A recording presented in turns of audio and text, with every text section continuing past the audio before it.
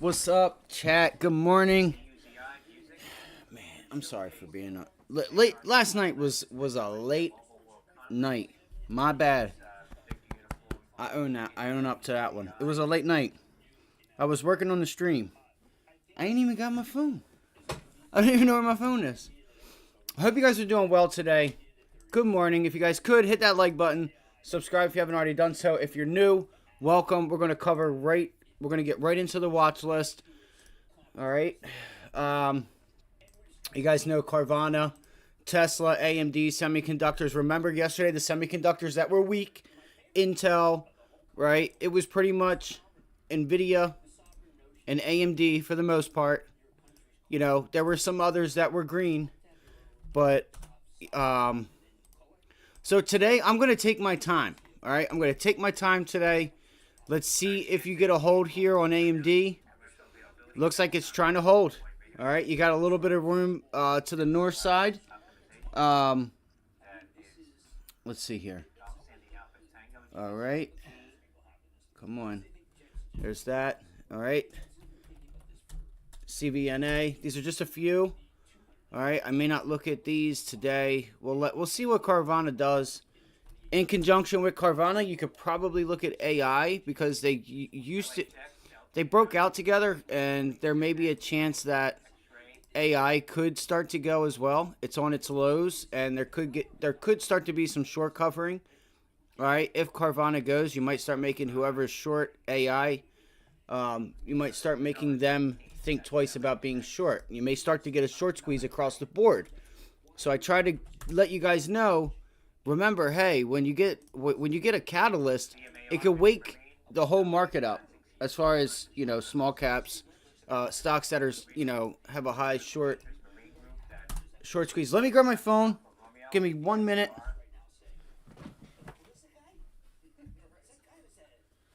All right, and I got the charger. I had a little bit I had to do this morning, guys. I had no coffee this morning. I had to run out. I had to get some litter. Or I had to get my little girl's litter box scooped. SPY still ripping and roaring to the upside. This is madness. Not really. We need to just be long. Should just don't fight it. JP Morgan's going to be down. JP Morgan will probably be down today. What I'm going to do is, if we look, you did catch a bid down here, 182. If we do break through 183.50, I will take that trade off.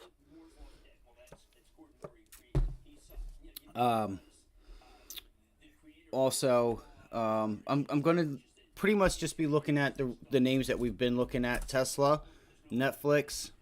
Okay, there might be a nice little trade on Netflix today. You can see, man, this is a beautiful pennant here on Tesla. That's a beautiful pennant. Let's see here. Where are we at? Okay. We got one person watching. Okay, so I can just do what I got to do. Let's see, you had GDP data today. -3 came right in line. I figured it would. They don't want to scare the world. IFO business, climate, current conditions. There isn't really much data. Maybe next week we'll get some... even next week. I mean, you have durable goods. Feels like the data is just, I guess this is for revisions. This is revised GDP growth rate quarter over quarter, second estimate. See 4.9. GDP sales. All right. Again, nothing. It seems like the data is you can tell it's getting really, really boring. It's all good, though. It's all good. There's always opportunity, right? You have these earnings. There's a lot of things that can set these markets off. I think Tesla needs a little bit more time. You can see here she's putting in a perfect wedge. So Friday today, let's see if she decides to break out. We're holding 195. I'm not ruling out the long. I'm leaning short, but I'm not ruling out the long. All right. Let me get my phone on, and we'll get right into it. It's 9:06 again. I apologize, guys. It was a late night. I was coming up with some ideas and stuff that I could do here on the stream. Let me make sure that I have... Whoa, whoa, whoa, whoa. Whoa, whoa. All right, so if you guys have tickers or anything you guys want to cover, let's throw it in the... We can throw it in the chat. You guys want to ask me about a trade idea, anything, you know. Other than that, we'll cover everything. Again, I'm watching Tesla 195. All right, 195 seems to be, 195, 194, call it 50. All right, seems to be the middleman there. Oh, come on. All right, let's see here. Sorry, just give me 1 second, guys. Of course, we have one person click and then leave, click and then leave. It's all good. Listen, you got to sit through nobody. Come on, what the fuck? Does the screen look okay to you guys? There we go. Does the screen look all right to you guys? Just want to make sure that everything looks good. So that's Tesla, right? We're going to watch this 195. You guys got to remember there's a lot of, you know what I mean? Watch yesterday's highs. Wednesday? Yes, Thursday, Wednesday. Watch that whole area there. And even if you break out of it, you're not totally... I mean, you kind of are. If you can break out of this area, you pretty much can give way to 205. 202.50. All right, let me say that. All right, that would be the level I'd be watching here at 202.5. Okay. Why is this doing this to me? All right, you have... You got a little... The volume is pretty serious up there. So if you look at it right now, what are we doing? This support level at 195 was that earning support, and then it broke out the day after. There we go. Good deal. Good deal. We're good. All right, charging my phone, and we're good. Amazon, Google, Apple, Microsoft. I tried Microsoft yesterday. It was too early. I tried for the long. All right, let's do it. Let me log in real quick so that everything is good to go. Again, it was a late start for me today, and I'm sorry. It was a late night. I don't think I went to bed until 2 o'clock. I was trying to get some stuff here for the stream, sound effects, all kinds of different stuff. Thinking about... uploading to Twitch and kind of having a couple different platforms there. Really, right? All right. Over Carvana real quick. Is anybody going to trade Carvana today? I mean, I don't see, you can't eliminate it because, where there's liquidity, there's movement, right? Apple, I would keep watch for that 100-day moving average that's sitting up here at 185. This could be a nice entry. Could be. But again, I wouldn't do it. I mean, I would. Here's what I would say. In this case, if I were to take Apple long right here, right? I want you guys to see something. The risk to reward. All right? I would personally wait for a break of 186 in this case. Again, you could get long at 184, but you are you're getting ready to run up against 185 resistance. What are you going to take a 75-cent trade on Apple? That don't make no damn sense, right? NBA YoungBoy, make no sense. It don't make no sense.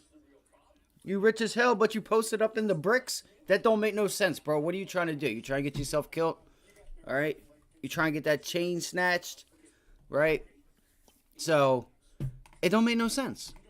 Make no sense, okay? You pull back 182.50. Now that's a trade. Now, if you can get through that 50-day and you get through this area, this previous pivot high right here that you rejected, look at all that you have waiting up there. Right? Look at all that you have waiting up there. If you can get up there above that 100-day moving average, then I would say Apple has a nice chance to get back to 190. That would be like a 185 long off of the 100-day to 190. All right, it just does. It don't. Remember, NBA YoungBoy post, hang him up right there, right here. Put him, hang him right there, just sitting. Right. If you had like a little Photoshop, put NBA YoungBoy right there, saying it don't make no sense, bro. What are you doing? All right. I do want you guys to see something. Look at this. Apple did this before. You see this wedge that we have forming here? Right? You see that wedge there? Right? You see that wedge? Well, look here. You have the same thing back here. Now, stocks wedge all the time. I get it. But it seems like Apple loves to do this like look at these like cups and like kind of just like round tops. And you can just look at it. At least I can. And I can say, hey, Apple loves to do the same patterns over and over and over. This looks like a tight wedge getting put in there. All right, like it had back down here. Now, this time it broke down. What are we going to get this time? That was a nice rejection of the 200-day moving average back then. I can't remember what happened in that case, but anyway. You know, so that's Apple. You're above the 200-day. What I would do is look for the pullback to the 200-day. But I think you're too far gone. Okay? Pull back to the 200-day, which is that turquoise line right here. All right? Turquoise line. And see if you can't get a hold there. You could probably even look for a hold around 184.30-ish. Right? This 184 level. That 184 level. See if you can pull back and hold. It looks like last Friday's close. Again, I don't know if anybody is here. If there's anybody here, if you guys could just give me a wave, something, let me know. Because if there isn't, I'm going to go through with my watch list. I'm not going to sit here and go through some ideas and everybody be here. All right. All right. Tesla 195, AMD, you know, 180. As long as it's above 180, look for 180 to be support.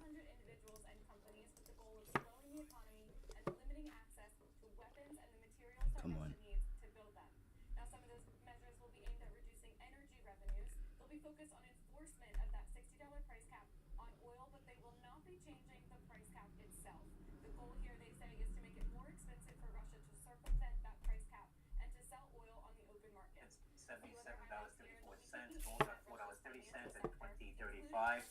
Bitcoin futures down 1,090 at 51,625.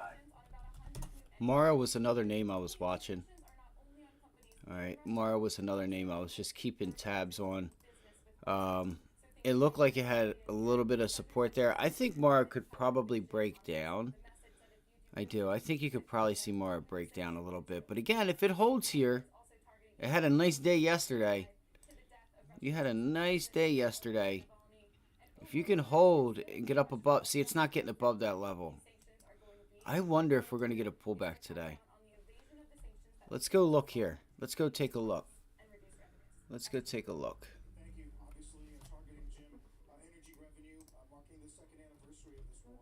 All right, 15-minute chart. Coinbase is pulling back.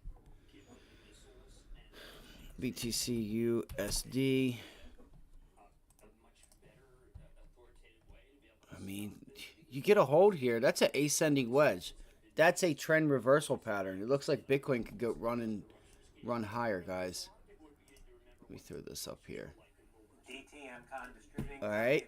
I'm not going to discount the fact that you probably could still get a run up. All right. I'm not going to discount the fact that you could still. That's an ascending wedge. You're already damn near back to 60 grand. I love how everybody just hates Bitcoin, like Gary Gensler, and like, yo, the U.S. is scared of offering 1.5 billion. They did that yesterday. That was yesterday. I thought that was yesterday or 2 days ago. So, all right, where are we at? Yes, all right.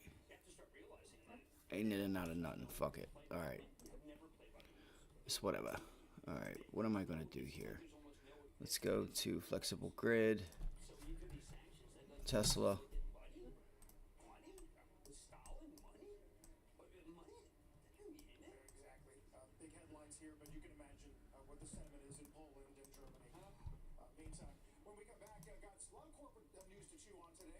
Alright, so what I'm doing here is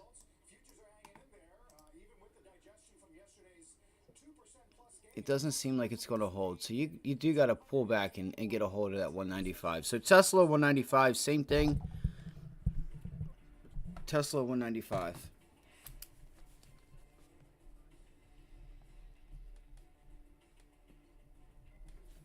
All right, that's going to be the make it or break it for me.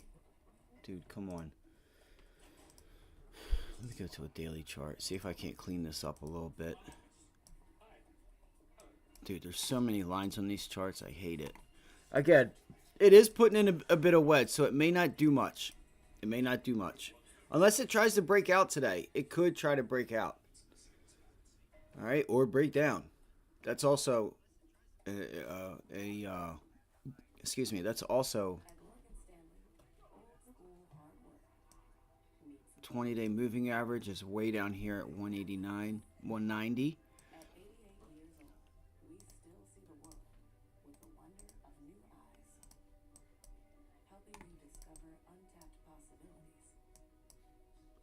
Yes, 190. All right, if we...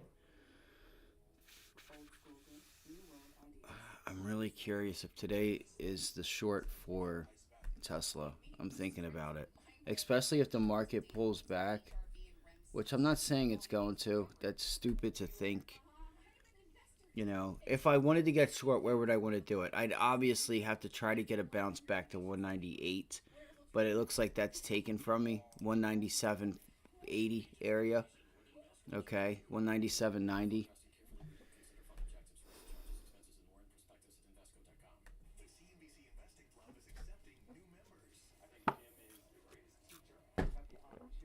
If we do get a pullback today, keep in mind everything that was weak yesterday. All right, Intel, Taiwan Semi, ARM, INTC. Okay, and we saw ARM yesterday too, right? They all bounced right up into that area, and they could not get through that brick wall of support. There's Intel. Or resistance, right? 44.50 or 44.50. What is that? 44. Yeah, that opening price. It's this whole area up here, 44.75 area. All right, and then ARM. Okay, could not break through 135. It's like 134.65. Okay. So you came up and you immediately rejected that level. So what I would do is I would look for ARM to make 130. I would look to get a 130 short if you can. That's just my opinion. All right. I would look for a 130 short. All right. ARM. 130. So that's 15-minute, 30-minute. Hourly chart. You know, I would give it a little bit. You got to watch the indexes. You got to see what the indexes are doing first. They're just grinding higher. All right. You got minor support here too. So if this level breaks, watch out. So I'm going to tell you right now, if ARM cannot get through yesterday's low, see, you're coming up on yesterday's close right now. You did have a wick. Market's pushing higher, okay? You know, I would look for that to pull back, all right? Don't look for the short. If the market's going higher, don't be like me yesterday and say, I'm just going to get a short because I'm bored and I'm frustrated. Good morning. What's up, Wiz? Good morning, buddy. I didn't bring up the indexes. I got all these lines. I'm going to clean them up on my chart. I'm really going to go through and get... Look at that extension higher. Damn, bro. And to think, Wiz, you got the bottom of this, bro. Don't think I forgot, bro. Don't think I didn't forget that this was you right down here, bro. Don't think I forgot. Don't think I forgot. Motherfucker MVP in the house right now. Gave you all that on a... He gave you guys that on a silver platter. Boop. Got the bottom. Again, that would have been on futures, obviously. Hindsight's 2020. Yes, we don't know what any Nvidia earnings were going to be, but we knew that they would come in line, and that's still pretty damn good. You know, it would be up to that forecast. So S&Ps are still trying to grind higher. Now, I think it's like a shake and bake time now. It's like whoever was trying to short this market up there, they're giving it up. They're just saying, I quit. New money managers are they're just putting money to work. Money market accounts, all that fun stuff. They're saying, you know what? I've missed this rally. I'm getting long. So, but just be on your heels. That doesn't mean to get short like me yesterday. Qs, they're running and gunning. You know, you're going to need a pullback unless you think there's nothing stopping us higher. You don't have data. You don't have anything to stop you unless you get some random news. If you get long, hallelujah, congratulations. I'm happy for you. You're doing the right thing. Be prepared that if something comes across the wire, I'm not saying that it's going to. I don't think that it will. You know, you got to be ready to take that off or have a trailed stop, something, because you don't want to make up all this ground and say, oh, there was just a bomb that Ukraine or Russia just went into Poland, or like just the Houthis in traffic. I don't know, guys. Just you guys know what's going on. Oh, the shipping lanes and just something. They're going to try and talk this market down. But if something were to happen, excuse me, look at the IWM. Once again, pretty much saying the coast is not clear. Literally. All right, I'll stop talking because the market just pulled back there. IWM, I would watch this level if you have, which is 199.90, call it 200. Okay. I would look for, if you are able to break, which it looks like you're trying to do here, I would see if you can't get a nice little bounce to 250, break that. You don't have resistance up until 203, 205. Today could be a strong day. You could get Carvana. You could just get all these things to just fall into place and try to start grinding higher. But if we don't, I will take it, I will look to be short. I'm going to be patient today because I got to, I said yesterday that we have 5 or 6 days left now, okay, to the end of the month.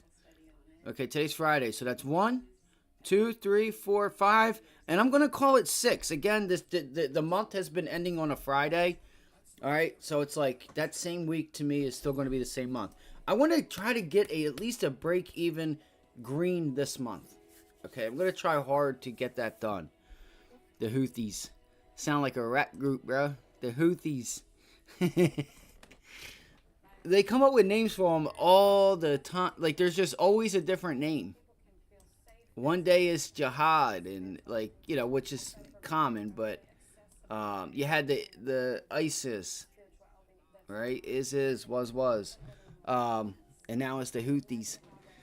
It kind of just rolls off the tongue. Anyway, IWM. Let's see if you can break above this level here. Again, IWM, you have resistance at 199.75 to 200. Right now, you got to treat it as resistance. Look at this, though. Here's what I want you guys to notice. Look at the IWM and how the candles are structured. That's going to see significant majority of market heading towards Airbus long term. Oh shit, Boeing. Boeing's on its lows. Let me talk about that. Look, guys, that's my plan for IWM. I'm gonna look to take it to 2. Let me give you the levels. I'm gonna look to take it to that pre-market high of like Tuesday or Friday at like 250. All right, you got a little space right there. There's a little gap right there. I know you guys can't see it. I'm gonna bring it in for you.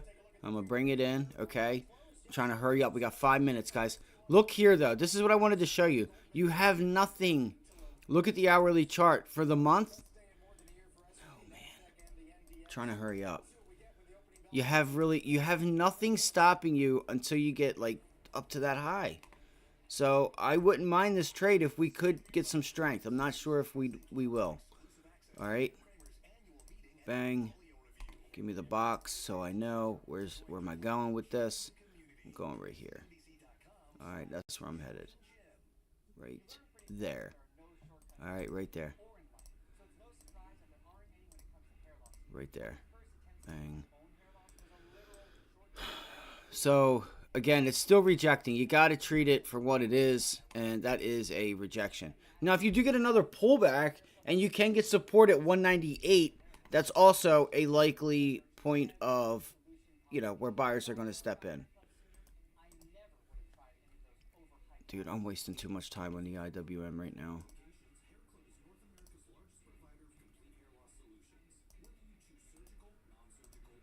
All right, just to give you some indication as you go throughout the day. Hey, I'm telling my future self right there, bro, you need to look to be a buyer right there. All right, don't be afraid. You could put in another double bottom down there at 197 as well. So we'll see. You want to see us continue to put in a lower high. Nvidia making more new all-time highs now in the This is pre-market. insane. November Victor Delta Alpha. This is seriously insane. 88 for Nvidia. I don't know why I'm taking so much time here, guys. Give me 1 second. I just feel like there is opportunity here if we could get it. Look, we could get a nice short off of here, or we could get a nice long. I got to be honest. Or it's going to trade sideways. But I think you have a nice shot to the long side and to the downside. All right, so there's a trade there. AMD was still hanging out at that 180. Remember yesterday? Look, it's getting cut short. Intel, INTC. I would watch. Is that yesterday's close? It is. It's roughly yesterday's close. I would watch that level right there. I would watch yesterday's close. See if you try to break yesterday's close. If you do break yesterday's close, the 100-day moving average is sitting right here.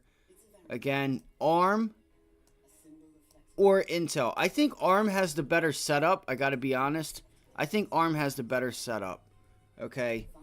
I really do. I mean, you have room here. If you can just break the 100-day, you can take it probably back down to $40, $41. You can see it's kind of just like leaning on this wedge here. You can see it's just like trying to hang on to that uptrend right there. All right? And if you can crack it, you got a little bit of room to the downside. All right? You got a little room to the downside, but now if you bring up ARM, ARM, now look how it's like, this looks exactly like a penny stock short squeeze, low float. You have a nice rejection up there, and if you can pull back and break 125, okay, 124.60, you get this whole area here at 117 is support, but I'm telling you, I think you got some nice room here on ARM, right? You have nothing really stopping you once you get past that pivot low down here at 119.69, 119.50. All right, look, you're turning yesterday's low into resistance right now. So, come on. All right, so I'm going to be watching Tesla, all the other names we were talking about, all that fun stuff right there. That bounce right into 130 to me would give me a short idea. No, hold on. US market. The support level would be right there at 129. Look, right there, 130. Bang. See what happens there. See what happens right there. I'm going to put a dotted line. That would be an entry on the short side. Good luck today, everyone. Good luck today. I did not even bring up Carvana, CVNA. Now I would look for 130 to hold. I still think you get a rejection, though, on ARM. I really do. Raptor, good morning, Rap. How are you today? S&P 500 up 15.16 points after the open. I gotta be honest. I want to see if we can hold 64. It's already trying to run. Okay, daily chart. I've played Carvana so many times. I love trading this thing. It's not spready, like, and look at that 50 hole, guys, right? You can see here it was setting up pretty damn bullish before earnings. It made that prior area there resistance, but like it stuck to 50, the 20-day and the 9. It was like, hey, we believe what they're saying here. Let me pull this up. All right, guys. We don't have nothing. Carvana has nothing stopping it. Watch out. Nothing. This whole area, there is nothing stopping Carvana from going to 100. You just don't have anything. I'm not saying it's going to do it today, but I'm telling you right now, this thing gets going, you are in an area where it's just flat. You have nothing. Ain't nit not a nothing. All right, let's look right here. Actually, you have some resistance right there, okay? The resistance level I would look for... Oh, shit, we're bumping right into it. God damn it. Let me redo that.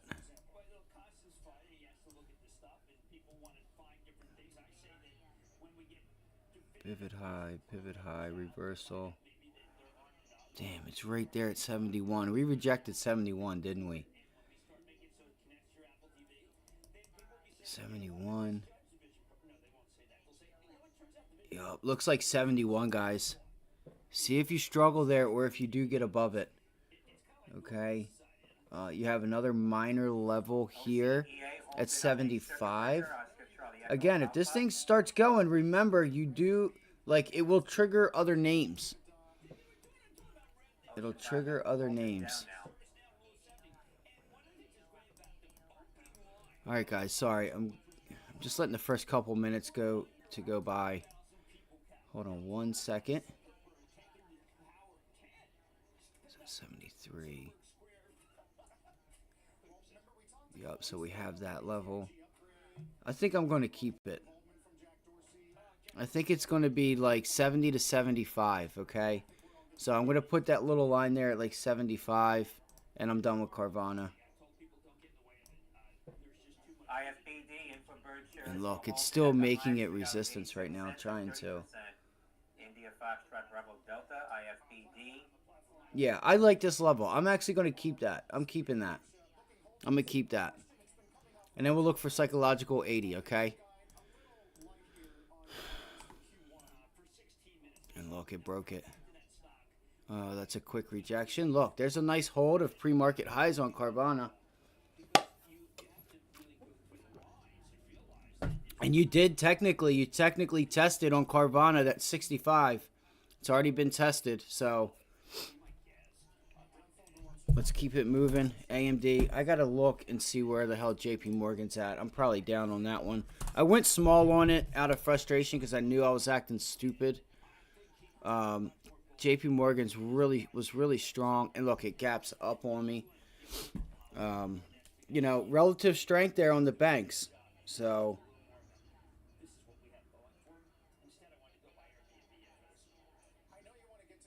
what did I get in? I got in at 14. Okay. All right.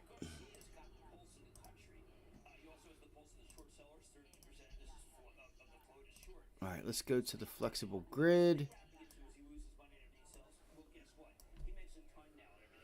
Oh my God. Come on. HOLO, microcloud hologram shares pumping here a bit. Hotel Oscar Lima Oscar, HOLO. Is Palantir going? Damn, look at that. If that holds on JP Morgan right there. Sorry, guys. I'm just trying to get set up. I know this is not cool. Come on. Yeah, some nice relative strength there on the banks today. All right. Let's see here.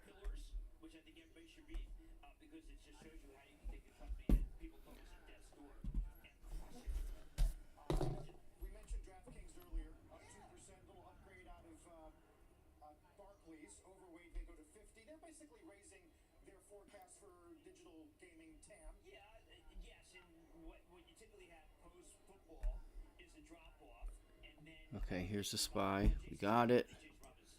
We're good to go there. Good to go here. All right, Tesla. Old Tesla. Tessie.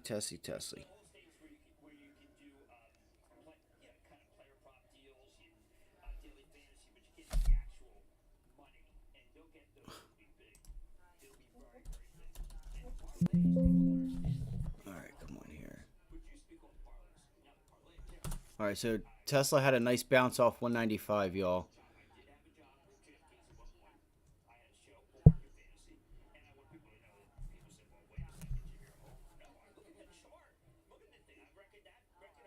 Tesla, Google, and Amazon. Let me pull up Google and Amazon real quick. If you guys have anything you want me to throw on the chart, you guys just let me know. If you have any questions. Look at Amazon. Went right up to that area again and made it resistance. Of course, why is my camera freezing? Has my camera been frozen for a while? Or did it just freeze? I don't know what's gotten into it lately. I really don't. We didn't have no issues there for a while. Yeah, that's a nice rejection on Amazon, guys. Probably look for that to get back down to 171 on Amazon. 171 on Amazon.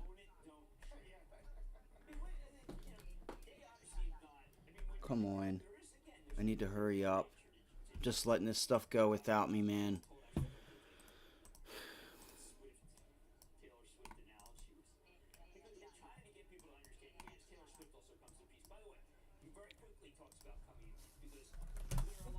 Google and then Microsoft.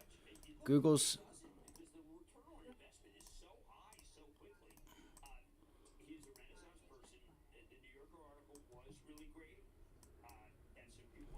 Google, MSFT, Microsoft, and look, guys, Microsoft filled the gap. I should have held on to that, but being in a I should have held it, but it is what it is. It wasn't making any money. I can't say that. It's stupid for me to say that. Real stupid for me to say I should have still held it, but I knew. I had a feeling this mother trucker was going to the gap fill, man. I knew it was. I knew it was going to fill that gap, and now them things would be in the money. All right, Apple. You really don't have nothing stopping you above that either on Microsoft. And what did we say? That 100-day moving average, guys, on Apple, acting as resistance right now. Okay.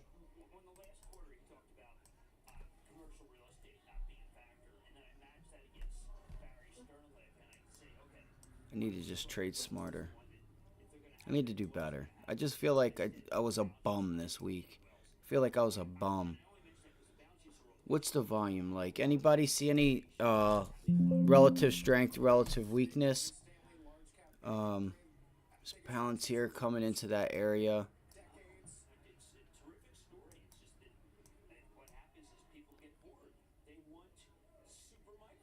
Might be a short there.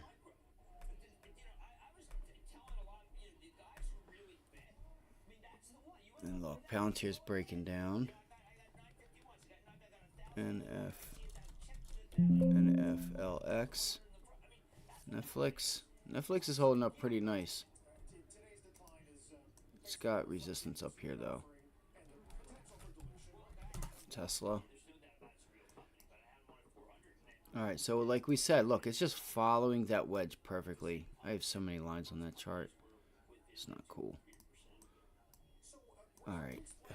I need to get something going. Remember, guys, like Bitcoin is something you could be looking at.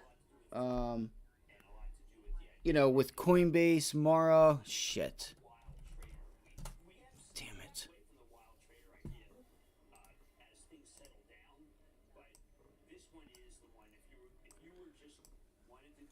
SHOO Steve Madden shares. It looks like Coinbase might reject it. It is rejecting that area up there at 170.50.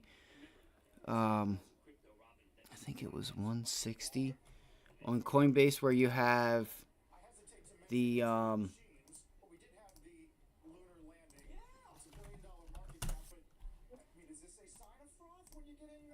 you have anchored VWAP sitting here at 160, and it looks like it's making that area of rejection. 170 could be a nice level to get some puts and try to take that down to 160. Just throwing that idea out there, okay? I'm just throwing that idea out there. You had a nice rejection up here. You know, a nice trade back down into 160, 159. But I would be patient with that. I would be patient with that. I wouldn't just. HOLO halted on a circuit breaker. Hotel Oscar Lima Oscar. Okay. Okay. Cool. Appreciate that. Sure is halted down $9.05. If you trade these crypto names, you gotta watch for. You gotta watch and see what Down 18%. HOLO. whatchamacallit's doing. Alright, so what I was going to do is, see, yesterday I was looking for a 15-minute... See, it's consolidating right now. So there's no clear trend in Tesla until it starts to give it to us. Yesterday, this was a beautiful, just beautiful rally. You have some resistance up there. This level here is going to be interesting. 195.50. 195.50. I can tell you right now, 195.50 is going to be a level. It's not worth putting on a position there.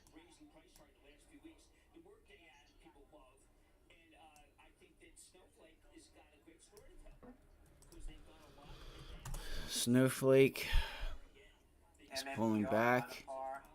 Why is Snowflake? Why does Snowflake have all that volume? Does Snowflake have room back down to 225? 226, I mean? What the hell is going on with Snowflake? They didn't report or anything, did they? Oh no, they are reporting on the 28th. On the 28th, next week.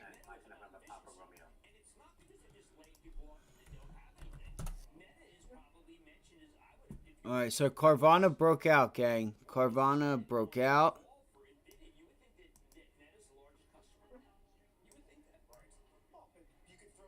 Like I said, Carvana doesn't have anything. Carvana has nothing stopping it. Nothing. You have a little bit of resistance up there at 75 on the daily. But dude, you have nothing until 100. $100.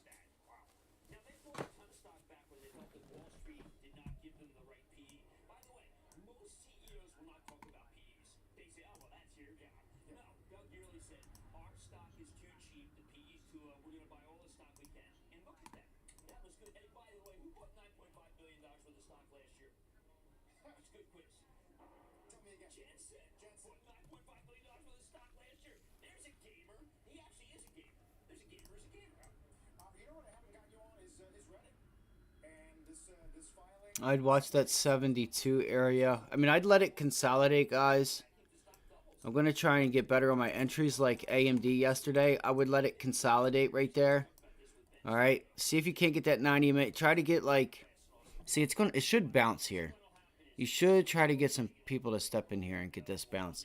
I think this thing could go on like next week. If I was anybody in this trade, I would have to look to next week options. I would. And I try to get out of them today. It's hard to say if you come in with a big gap up, but you don't want to get 2 days worth of theta, and you don't want that. Time decay. But again, it wouldn't be a bad idea, because this thing could go on a run and start to trigger other names as well. So I'm going to be a little patient with this and see if we can't get an entry down here at this pivot high of like 72, 71.95. It's a nice hold here.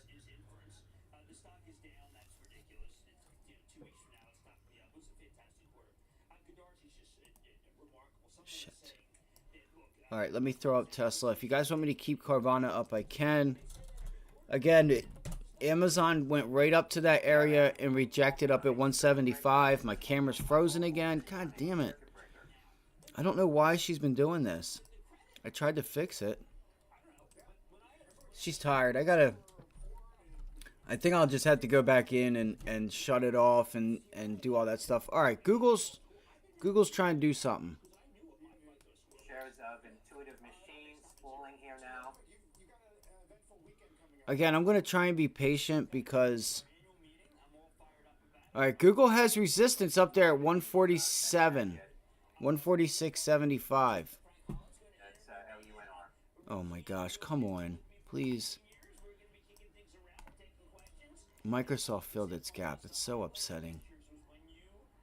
Yeah, this whole area.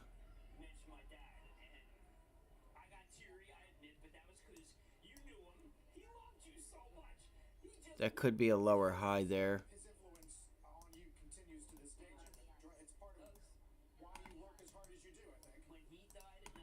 It's okay, guys. I'm telling you, I'm gonna make a promise here. Even on the SEC, or however they do that. Sorry if that hurt your guys' speakers or something. We're gonna try and get a big one. I'm telling you right now. We're gonna get a nice trade. We're gonna get one put on. And I'm going to work all weekend to find that setup. I am. I'm going to work all weekend to find it. I want to see if you're getting any weakness out of these semiconductor names.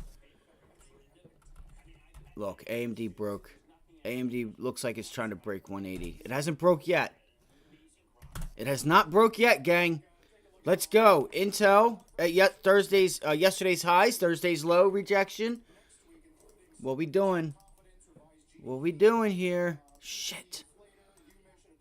Alright, I'm not totally convinced. I'm not totally convinced.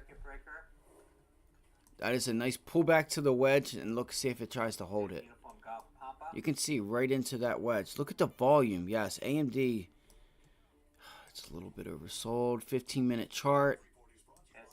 Guys, I would be careful trying to short it. I really would. I would be careful. AMD might pull back to like 178 or so.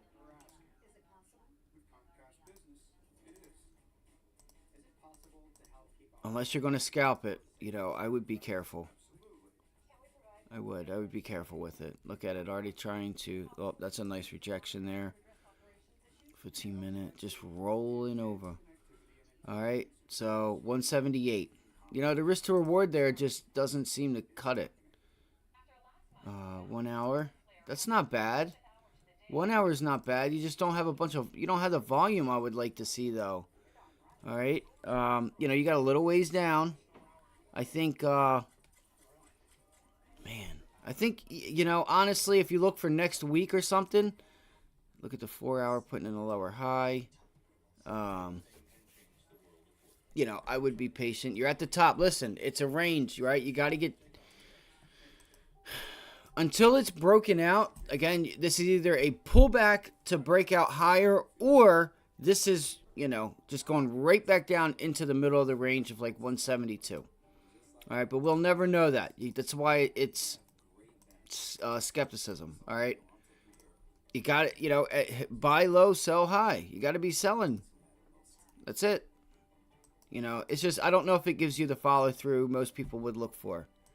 So I would look for a name that's already weak. What time is it? It's 9:49. I got to hurry up. I'm all over the place. Let's go to here. Energy. Energy is a bit red. Do we have anybody here that's in the States, United States? I'm just wondering. I know where Wiz is at.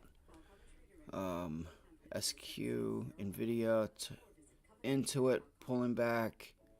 Banks are pulling back a little bit. BKNG, Booking, Holdings.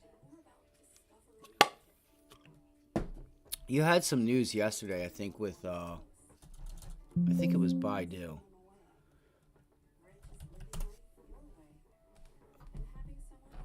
Oh, sweet. I appreciate it. And if you guys could, hit the like button. Subscribe if you haven't already subscribed. I know most of you have. It just helps the channel a lot. It'll help somebody find us that would like to be here trading with us. Because there's a lot of people that, in this world that don't have thousands of dollars to just waste. So, let's see here.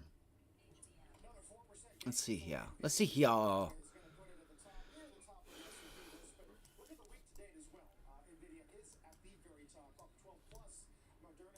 Oh my gosh, look what Tesla... Wait, what just happened there? Tesla doing a thing. Did y'all just see that? Y'all seen that, right? Y'all just seen that, right? That quick wick at 191.58? Yo, rewind the stream, bro. Rewind the stream. Yo, that was crazy. They're doing it again. They just came down and hit it. That's telling you something. Wow, that's so funny. That's hilarious. It went down, whoop, and it printed. That's so funny. So you know somebody just did an exchange there, right? And they're telling you guys. So if we get a pop, I'm telling you right now, I may end up shorting it. If we get up into that zone again, you try to get a breakout and you reject up here at 198, I might look for that pullback if it gives it to me.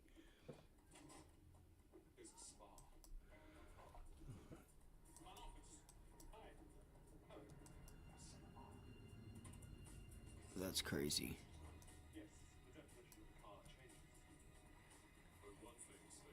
Yo, that's madness. That was crazy to see in real time. Gap fill SPY. Let's see. Let's see here. Right now, let's see here. Give me a 3 minute.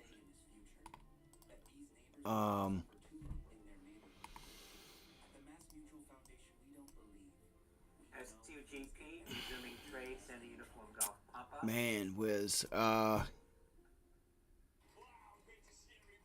can't knock that idea. All right, you're overextended. You're putting in new highs. It feels like the buyers are just getting weak, right?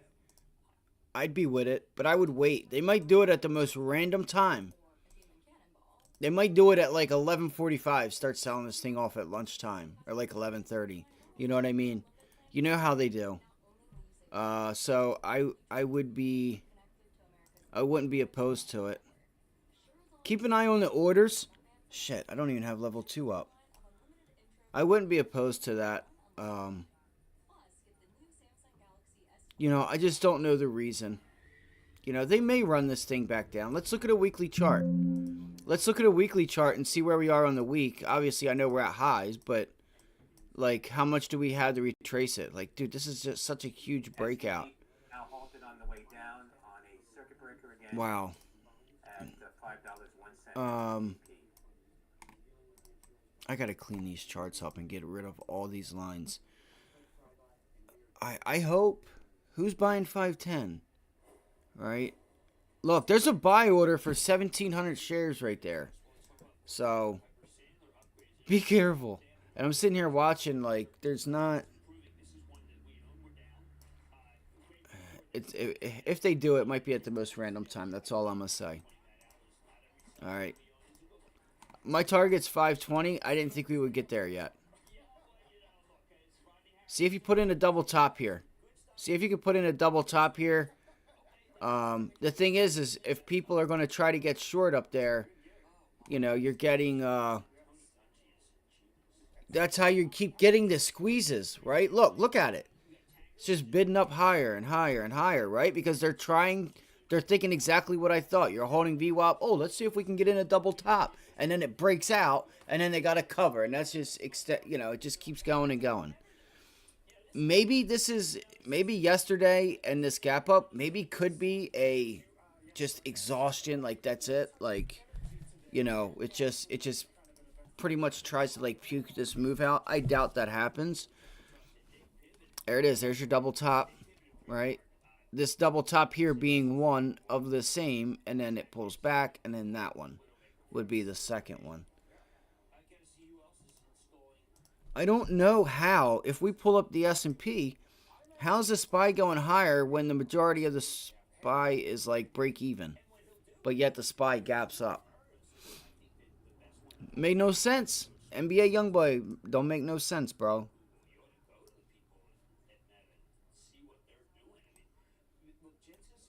Into it down. J. Morgan's Empower. Palo Alto, Oracle, UNH. Let's see here.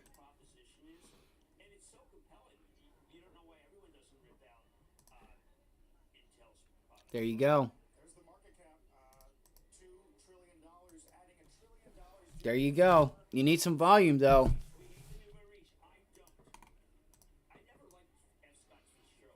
And I would look for a pullback. You know what? I might trade the SPY today. I may stop doing this to myself and just trade the SPY. Look for a pullback to 505. You might get that.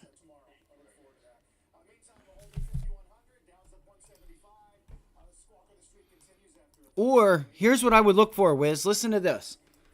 Look for a 15-minute... Why does this camera keep doing this to me? Stop. Look for a 15-minute pullback because right now you're holding the trade line on a 15-minute chart. I think you're good with the gap. Look, it's right there at like 506. So that would be another little support area. Look, and I can't even get this on because it's already trying to pull itself back. Damn it. Damn it! I wanted to take the short. I wanted to get short there. I just said double top. Oh my gosh. I hope somebody took that.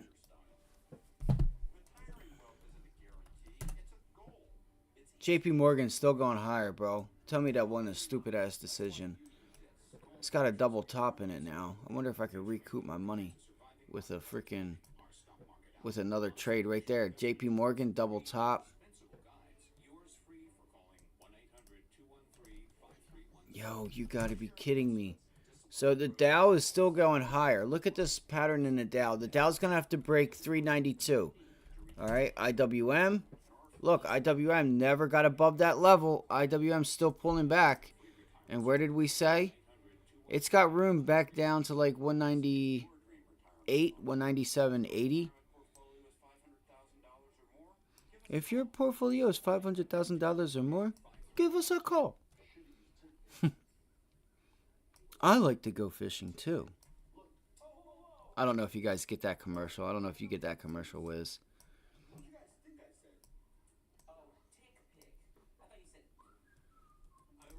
Alright, SPY. Alright, so there's a nice rejection. Why does the 3-minute chart still do that? It's so weird. Okay, so again, that was a nice double top there. All right, you got to know how to read those things. Like, just because you see 1, 2, I would count that. I would have counted this right here, guys, as 1. Right? Because you want that pullback and then the bounce higher. Right?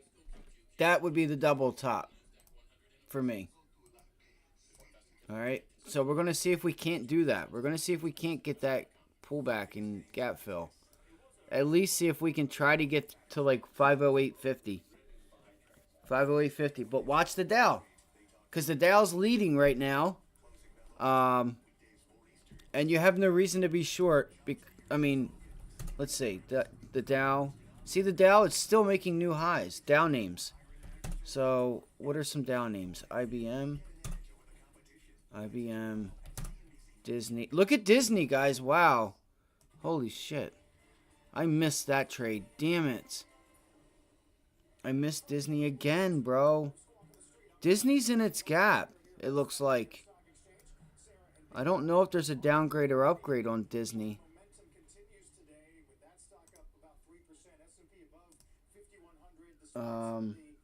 Kuzma, yeah, short 6 points on 4. Yeah, that's awesome.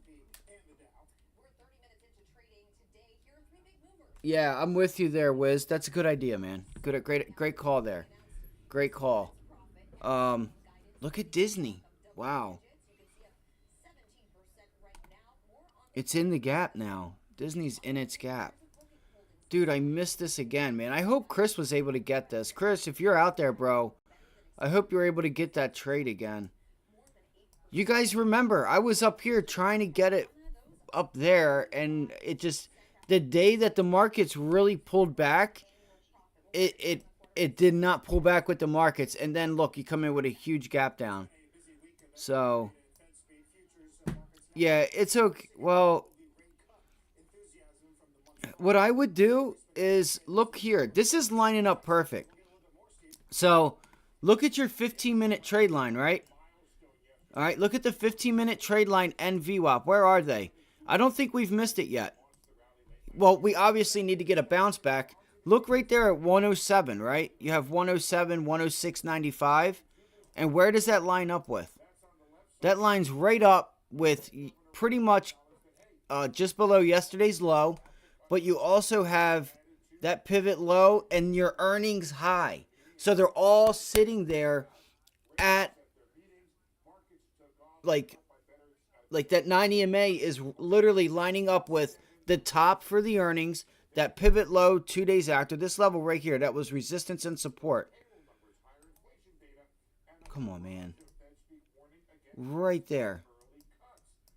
Look at that. They all line up right there. So if we can pull back into it and we cannot get through it, look, I might look to take that for like 2 weeks, because I don't see why we can't get back down to like 105, 104 and try to bring this thing back down. It's already on its lows, so it's a little tough to say, hey, let's try to get short. But look at the volume. You got some nice volume on it today. So that's, kind of, you know what I mean? Like, look at the volume today. You're doing double, triple RVol, right? You're putting in a lot of volume. And you can tell every time it gets to the 90 MA, look, they're selling. So I don't know if there was news on Disney today or not. Warner Brothers Discoveries counts as what you watch for earnings. Halted the losses of subscribers that plunged it much for its fiscal year. Investors find out Friday when the survey facts set. So I'm not sure. Fox is a lot to gain from. I'm not sure what's going on here. There's got to be some relatable issue for this relative strength, but they're all lining up here at like 107. So, maybe keep an eye on it for next week. But that's a shame. We could have had a huge trade there, man, because we listen. I remember to a T. Right here on this day was a Friday. I know it was. 216, 215, 13, whatever it was. Because I was watching Disney and the market was pulling back. I will not forget this day. And I'm like, Disney's trading sideways. I can't short it. The market's pulling back and Disney's not pulling back. That's why I never took it. And of course, this is how the market's tricky, man. The market can be really tricky sometimes. We don't have much here. So maybe give it a little bit of time. You might have a little support here and see if you can reject that area. Because it rejected here. It's a nice rejection. Did it this morning. Let's move on. All right, looks like ARM. See, ARM I think is in a spot right now. You can see all that volume there, guys. It's like I was thinking about Costco and Walmart too this morning. I think I pulled it up. There's a lot of congestion right there in ARM. So I don't know if you're going to get like follow through. SUGP, SU Group should be resuming. Their stock split the entry for that should be coming up. It's coming up on Monday. So today's the last day. You could get some nice buying in here because I think today's the last day. It's either today or Monday. Like Monday at close. No, so it's going to do it tomorrow. It's going to do it Monday morning. So I like where your head's at, bro. I do. I like that. 177. I would watch 177.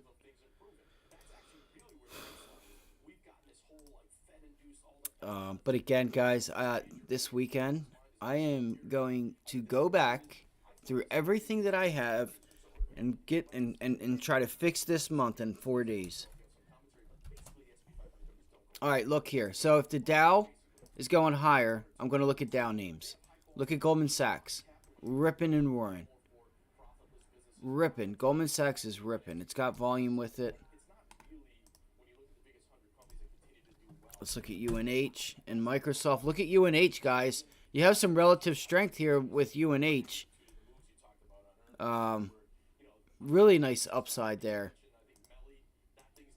I'm looking at way too many tickers. Man, it pulled right into 524. Man, fucking Microsoft. All right, so there we go. AMD pulled back. I should have kept that Microsoft long on, man. It never broke 110 or 410. I should have kept it on. You like small caps means you're very bullish. You think that Scon trade that happened in November, why? Because financial conditions eased, and that's all that mattered. Now, with Yeah, and the minute you get tired and sell, it's when it rips. Let's go. Let's have a look. It's yeah, it's up here at resistance. Oh yeah, right. So look, we said here it could just not this long, but there's a lot of price action in here. It looks like, right? It's real heavy. So anytime you make a move higher, you're met with a lot of sellers. Anytime you pull back, you're met with a lot of buyers. So it could chop. This is putting in a nice setup here, though. Is that more dependent, perhaps, than what we're getting out of the Fed with regard to maybe Brampton? Like, I'm thinking. Something like that. You know, it's funny, like, if you go to Trevari's website, you search on Powell, it says 0 search results. Why? Because I have no I was thinking, man, maybe like $13.94, $14. really hard and unknowable. And so I think that's why I focus more on the corporate earnings and the big companies. And I look at the big names and their numbers, the biggest 20 U.S. equities, the earnings numbers are up a lot. And that's why I wanted to. Yeah, she's pulling back now. I'm pissed that I missed. Shares making new highs now, $14.70. I'm pissed that I missed the spy, that double top on the spy. Is it going higher now? Okay, we could still get a breakdown, guys. That's a nice double top breakdown right now. Right now. If it's going to do it, I feel like it's going to do it now. It may not give you the follow through. You know, you don't really have the volume, in my opinion. Oh, shit. Watch out. You got to get through that level. You got to break 509.50. I knew it. She was going to be a little punk. Yeah, she's not going to pull back. Oh, man. She might trade sideways, too. We made a huge move yesterday. Tesla. So Tesla broke 195. You got to be kidding me, bro. You got to be kidding me. I'm such an idiot. See, I said look for the short. I think we could take Tesla back down. Unbelievable, man. Unbelievable. No way.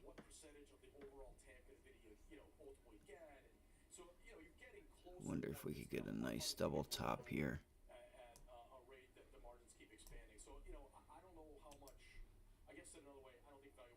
And I said, Tesla short. I was leaning on that short. It wouldn't have made you much. It would have been a nice trade, but like, look at this bear flag that's getting put in here. All right, look at that. Right at that level. And what I would do is do this. All right, let's see if this works. And if you can, where would your entry be? I would enter right there. And where does that take us? That takes us right to 190. So that's probably our sign that Tesla's going to 190.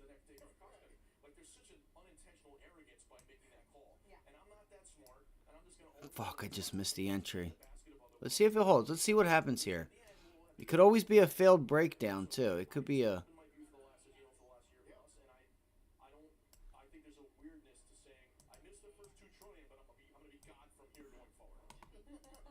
I think I'm going to get rid of that gray box. I don't know. That gray box has helped me. Too, though.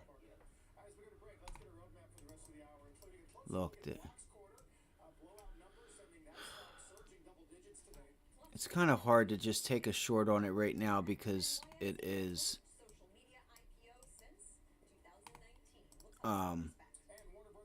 you know, it's the relative strength and volume is like, it's not... The risk to reward...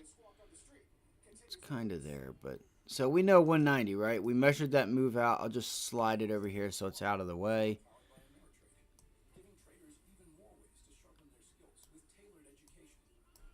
And look, it's just following this pennant. So I would watch 192.50 if you do take a short on Tesla.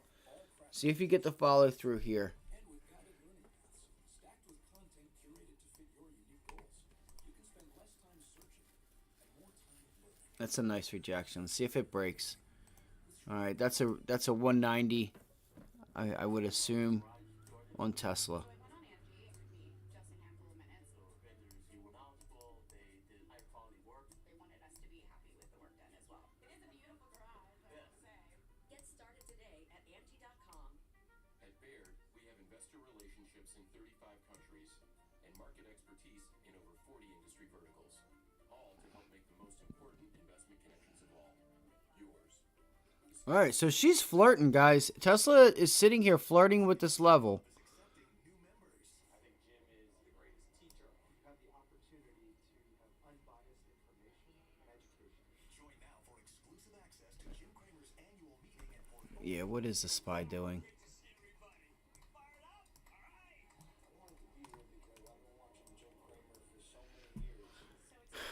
I was thinking about that too, Wiz. I think I might try it with you. I gotta do something here. I gotta eat. Yeah, that's what I say. It wasn't breaking down. So right there, bang! Right there's the entry. Boom. And you're gonna know pretty quick. Look, it didn't hold. It didn't hold.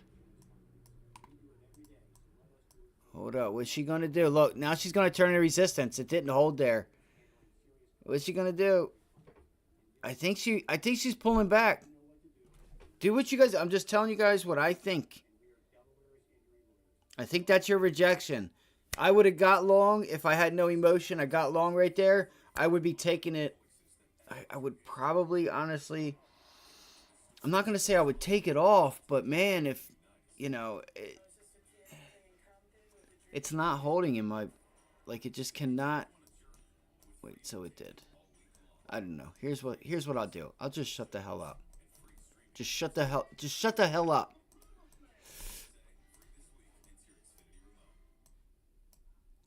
Man. It feels like it has this bearish pattern setting up for some reason. Like that resistance from the opening or that first candle's close on a 3-minute. That 509.72 area. But it looks like it's trying to hold. It's trying to hold there. And then, let me see the volume. The volume is garbage, guys. And there she goes. Shake and bake. Nice job, Wiz. Nice job. Nice job. Nice job, buddy.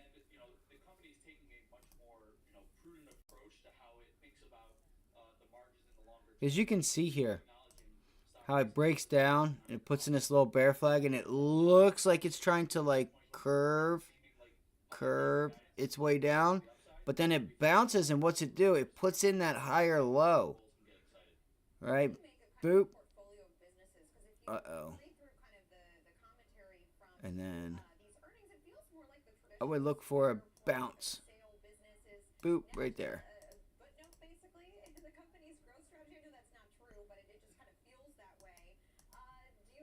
And then higher, if that makes sense. You can see they're trying to hold it up right there. VWAP 90 MA sitting right there alongside of one another. Those two can get along for a trend. AMD still bear flagging, guys.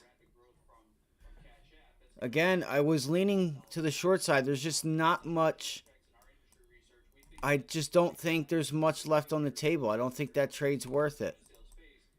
I would have to try the upside if I were to trade Tesla. It would have to be to the upside. But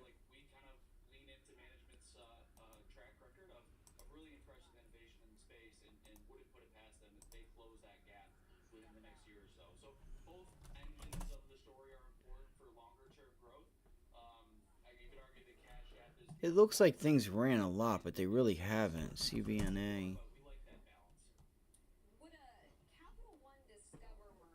Uh-oh. Carvana putting in a double top.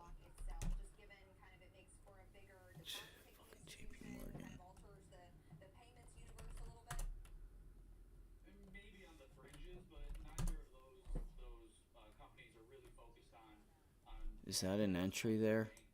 Is that a Headline from Wall Street Journal: U.S. pushes Canada to impose visas on Mexican visitors to ease migrant flow from the north.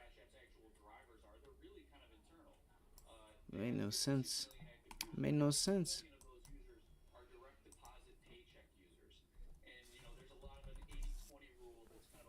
Oh shit, look at the Qs pulling back, guys. The Qs are down by yesterday's close. What's that mean for the SPY? The Dow? Is it getting ready to pull back yet? IWM? So now we have 2 out of the 4 pulling back. Question. A couple of weeks ago, I did see a note from Morgan Stanley. We don't want to make a mountain out of a molehill, but buy now, pay later is on the rise and bears watching. This was a comment on basically household balance sheet health. Is it something that is worth Basically on household balance sheet health. Saying it's not healthy at all. Buy here, pay here. Let's see here. U.S. is pushing Canada to impose visa requirements on Mexican visitors, aiming to stem a surge in illegal crossings at the northern border. All right, looks like Google is up at resistance. That could be an opportunity. Okay.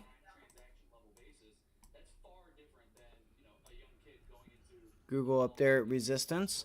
Trying to pull back. I'm just trying to throw out ideas for y'all.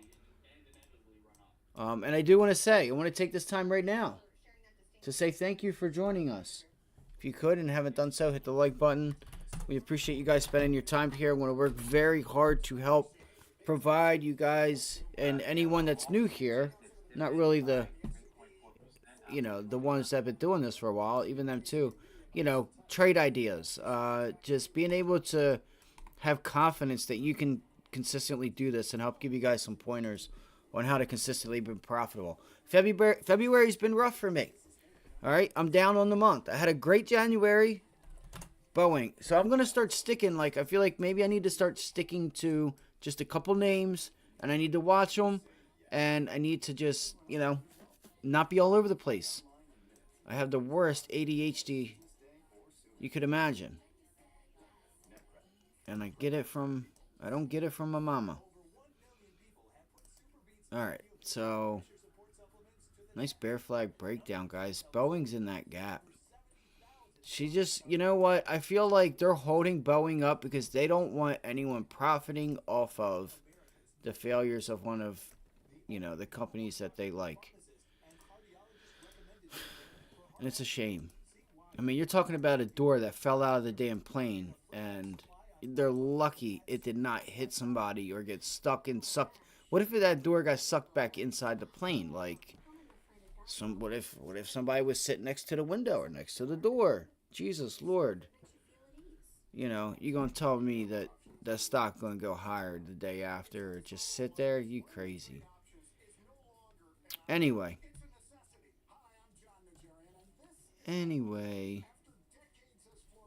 let's see here. Well, Chris, it's not over with. Okay, it's not over with, bud.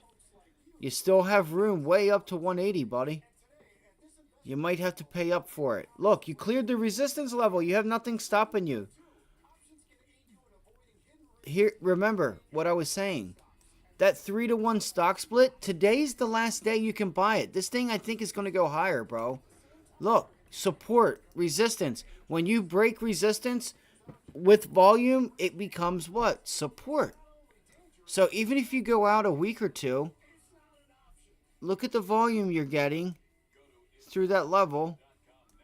I'm with you too. I wish I took it. I might even still try to take it. I want to be careful because I've been doing stupid shit. All right, and I don't want to do stupid shit. Look, that pullback right there.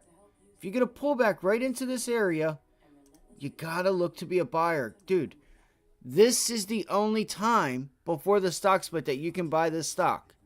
I'm telling you right now, in my opinion, it's only my opinion, I think a lot of fund managers are going to be buying Walmart for the next 10 years to get that next stock split. To get in, get these shares, split those shares, and ride it out for the next wave Okay, that's why I really feel like 177 is going to hold. It's just my opinion. Yeah, it's just knowing that I could have got it way cheaper. I feel. All right? I feel. Listen, I'm with you. I know the feeling. You see me do it every day.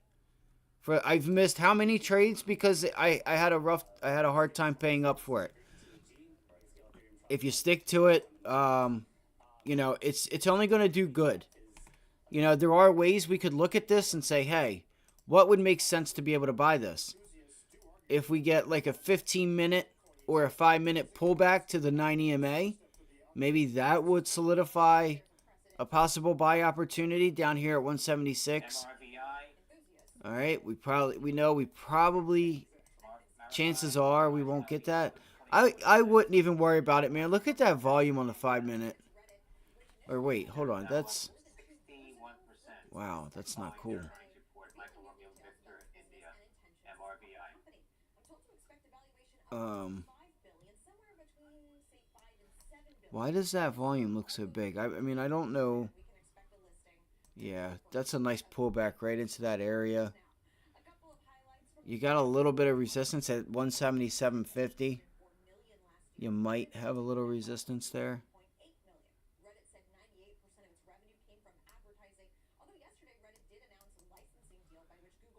Yeah, 177.50. I get it, man. Though I'm with you, though, Chris. Listen, that will always keep your account on the positive side. It'll always help keep you green because there are times when sometimes you just gotta pay up for it to get that. Like, hey, all right, I've gotten confirmation that this is the trend. Right? Now, if it's a swing trade for me, I don't mind paying up. But like you, I kind of want to get in at the best price. Palantir. I need to look at the indexes. I need to go back to what works, and that would be SPY. Because I gotta start getting some. Start getting some base hits under my belt here. Dude, Palantir. What the fuck? Why didn't I short this thing? I noticed, so this morning I didn't say it. Well, when the bell opened. But I was looking here at Palantir and I noticed that this whole like this area right there at 2380, 2375, 2380 to 2365, this right there, flat top resistance. Right there. 2370 area. Reported preliminary result yesterday. Dude, look at the continuation, bro. That's crazy. Unless this isn't that much and I'm just making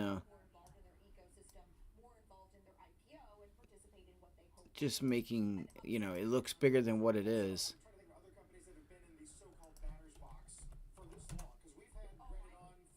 Alright, Carvana's pulled back. 15-minute trade line.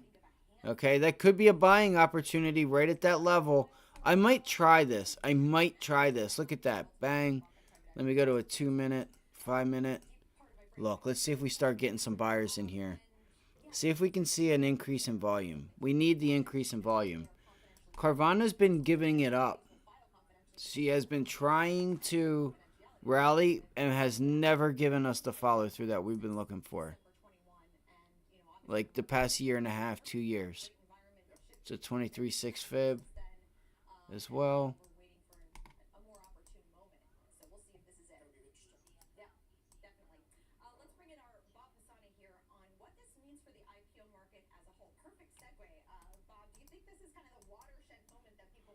Oh my gosh, come on.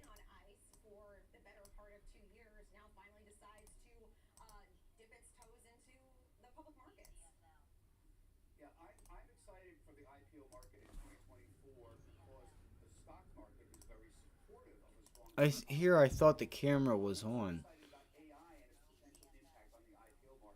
Look, and there's a nice hold, possibly.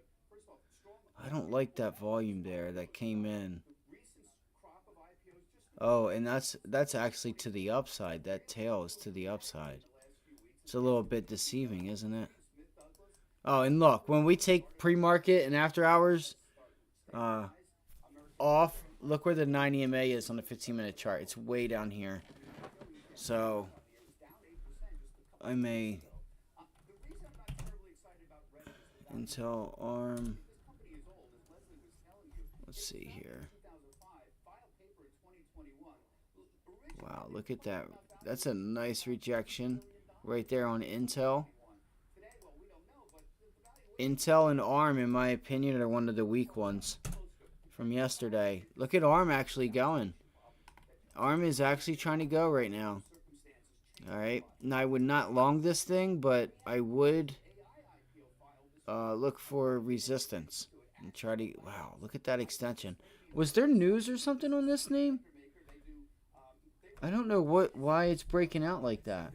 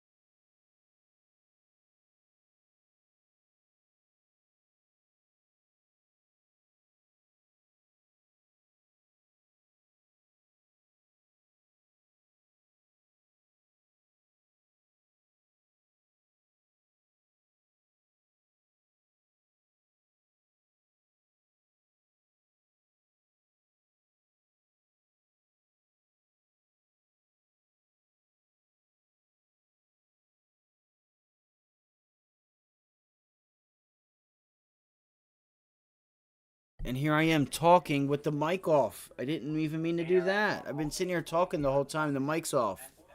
But I just gave my whole explanation. Shares of Nvidia pulled back from the highs, going back below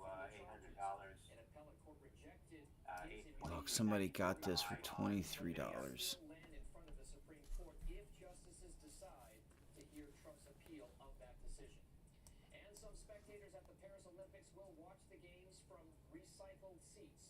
A French company is designing 11,000 seats for 2 Olympics venues that are made from 100 tons of recycled plastic. You'll see the seats in the Aquatic Center as well as the Adidas Arena, which will host Wow, this is weird because 95 is the most liquid. like a little badminton to get fired up for the Olympics. Carl, I'll set things back over to you. Just a few months away, Dom. Shares of NIC falling here. I'm not playing that. It's not liquid enough. I'd have to short the stock itself. The blowout quarter was jet fuel for the tech bulls, and the popcorn is just getting started on the AI revolution as secondary, tertiary players. American Airlines getting ready to turn around. Discussion post-9 Webbush's Dan Ives, Dan PLTR probably still pulling back. No. Tesla. for where we are roughly right now. And not 99. And that's the important. Amazon hanging out. Looks like we're a bit flat, gang. I have not looked at Apple. And I have not looked at... Look, guys. That's a nice, steady rejection there on Apple. Steady pullback on Apple. Be a multiplier, $10, $12. You think about that multiplier into software, into chips. I believe the AI party has already begun. Are you going to ignore any kind of inventory corrections, even if they're short and shallow, on a quarterly basis? You're just going to ride this for the next 5 years? Look, and I'll be What the heck happened? so we're gonna have to navigate around it, and you got I want to find something that's... but ultimately when we look to where this is all going, I mean I'd say we're in the Yeah, again, sorry that I didn't have the mic on there. What's up, Basic? What up, fam? How you doing, buddy? How are you today? Look, Dan Ives is doing his rounds. He's on CNBC right now.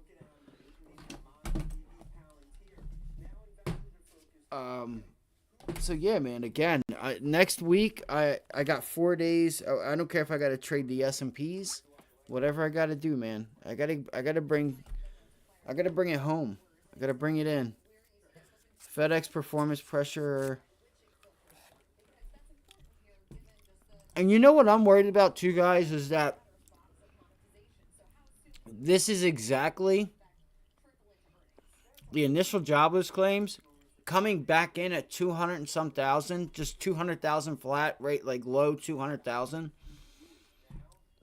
It might start telling us, if we get it again next week and the week after that we only got that rise because of weather, and that in fact these companies have not started to lay off. They've brought it up, but haven't done so yet. And here's the thing, though. Here's the thing.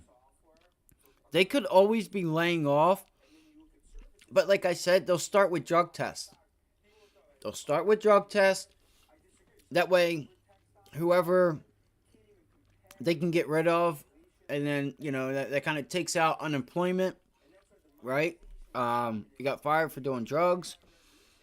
You know, I guess you can call and report and try to get it. I don't know if they would count that. But then it would be, all right, who wants to leave? All right, who wants to just raise your hand if you want to take a leave of absence? So, CVNA. Look, guys, she did it. 15-minute trade line. We were talking about that. Let's go, Vanna. You need more volume. She needs more volume than this. Maybe we get an entry down here at like 73.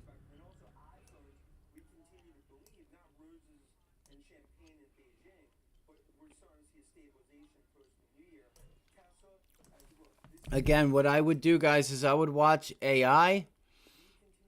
I'd watch those other names to see if they can start going. Because if Carvana starts going, you're going to start seeing other names start to go. Names like DWAC. Trading sideways, save. I don't know if the short squeeze on save is still a thing or not. But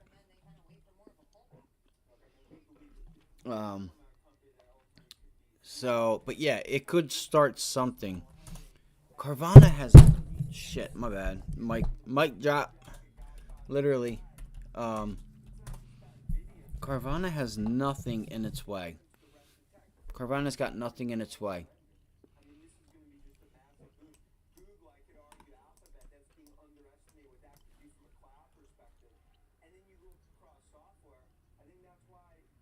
You might get people that are looking for this pullback here to like consolidate a little bit. Get that 90 MA in there. Right? $17.2 debt sale blunder. That's BCS Bravo Charlie Sandy. Previous double bottom support. Let's see here. Yellow diamonds in my watch. That shit costs a lot. Something panties off that bitch thicker than a pot. Yeah, ducking. That'd be funny if you can't. Yo, this I feel like we're in a world where I get nervous to even just, rap a song or sing a song, whatever you want to call it. It might get hit with that copyright. Like, nah, bitch, what you doing? Copyright infringement. Motherfucker on here singing. That ain't your song. It's bad, man. It's bad. Like, this access to CNBC, right? Right here. Every time I play it from 11 o'clock to 12, this Money Movers. And I swear, guys, I'm being honest. I think Carl Quintanilla got mad at me. Right? I think Carl Quintanilla got mad at me because he's posting dumbest shit, right? About presidents and like Donald Trump, of course, right? And that's okay. I don't care, right?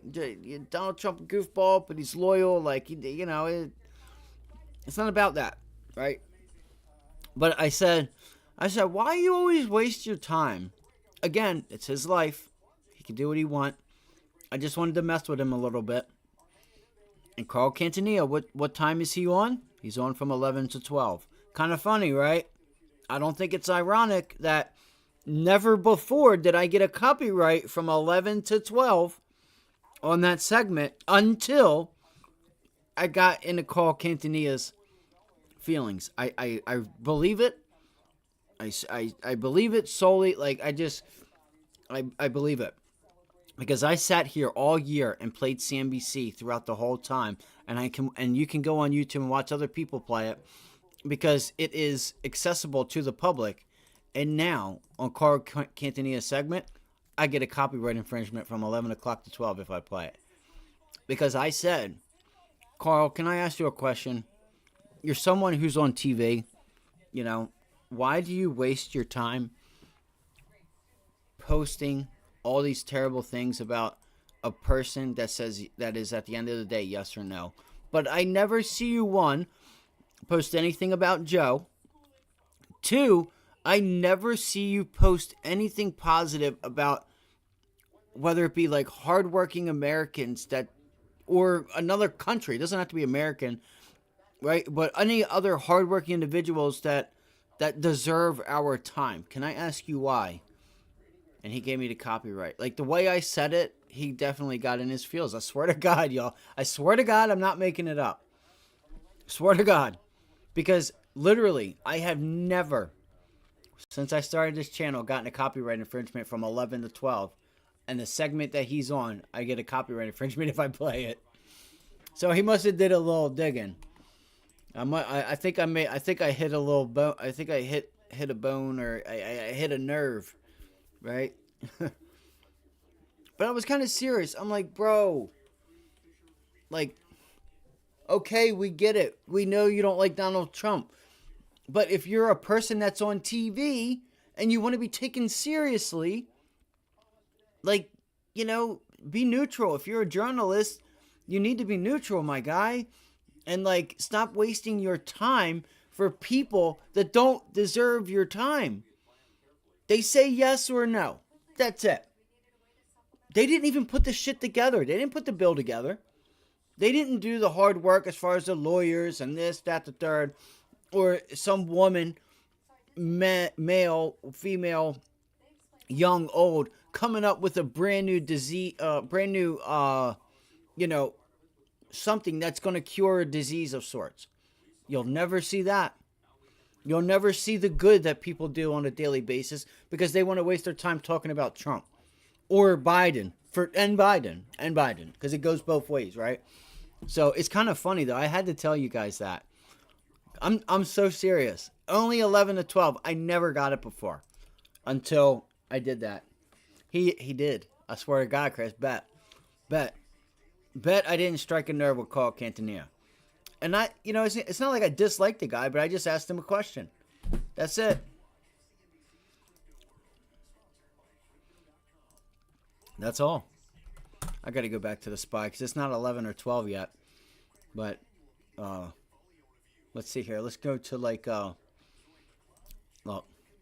Never before, right? Look. View options. Your stock market live trading is blocked due to one or more copyright claims, right?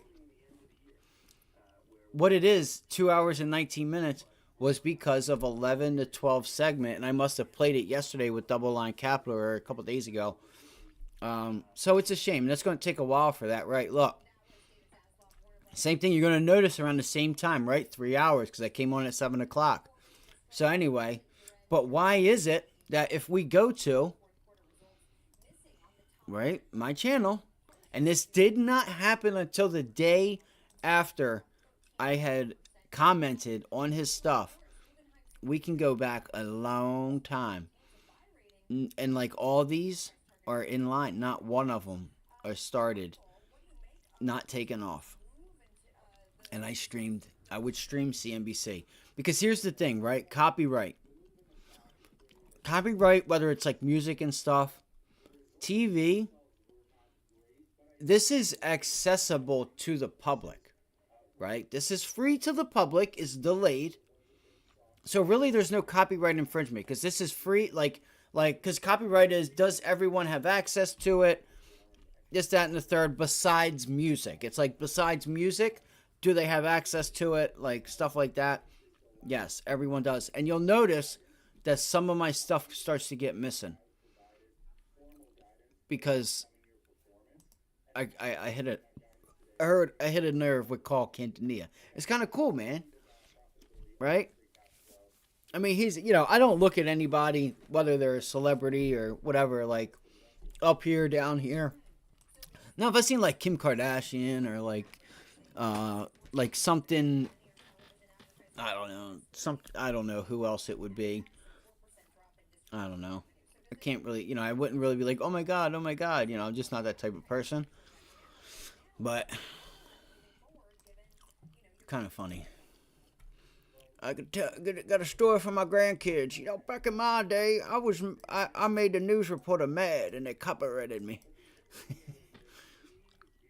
I struck a nerve with that man so bad, he gave me copyrights every single day that I tried to play his segment.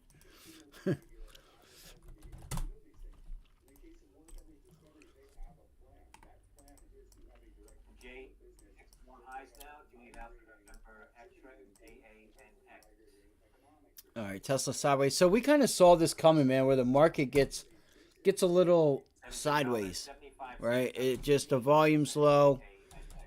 I'm not sure if we have what we have going on next week. Dow, what did I say today? What did I say? Look at the Dow. I'm not saying that it's happening, but I said watch out for some trickery where they don't start shoving this market down or start doing some stuff. They lull people to sleep. They make the move. But the real move comes at like 11, 11:30, 12. So I'm gonna stay on it for a little while. All right, so the SPY did pull back. The S&Ps are pulling back, and the candles are they're even bigger now. Trickery. There's your gap. You're getting your gap fill, Wiz. Brutal. And I'm sitting here talking. It's all good. It's all good. Yeah, I was, it was actually, you trying the short, or you trying the long? Just wondering.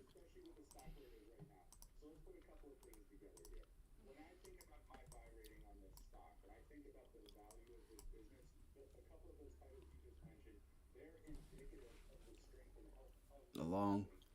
MRVI, Just- Marabai, more highs Yeah, you now can go at by 'em. 51%. Mike Romeo Victor India, MRVI. You've been hitting them this week, Chris. I will say that, bro. You had a really good week, bro. I'm not. I don't even know what I would do with Amazon. Like, I want to take a long on Amazon, but it feels like it just can't catch a bid for whatever reason.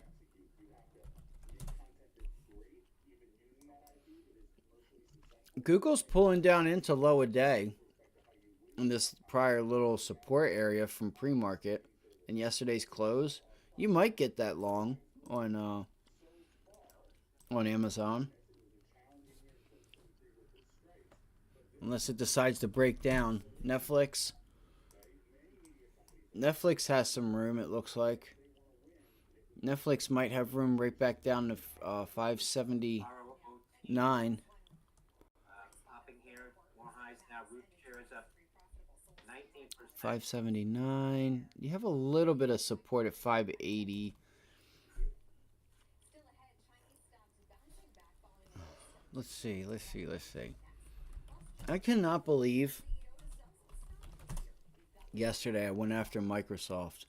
And look, Microsoft pulling right back down. So we are seeing a pullback here. We are starting to see a nice pullback in some of these big tech names. Like this level here, Microsoft had to hold it. Microsoft had to hold 412. So I think that's a sign for me that I could probably take this short on Microsoft. You know, you got to watch because you have a flat top resistance here from yesterday on a 15-minute chart. Excuse me. Excuse me. And see if it ends up holding. But I think that's it. I think you've broken the level. You didn't hold it. Now if it tries to turn this area here at like 411.50 in the resistance like it's trying to do now, or 412, I would look to get short and try to take it back down to this gap fill. Honestly, I think Microsoft's got room down to 404. California down to the 404.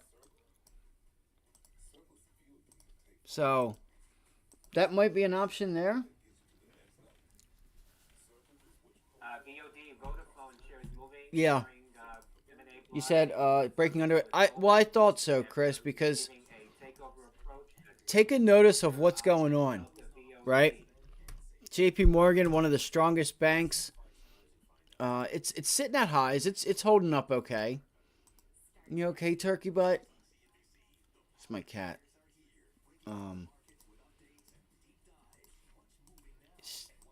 You know, so it looks, you know, it's putting in new highs. But UNH, right?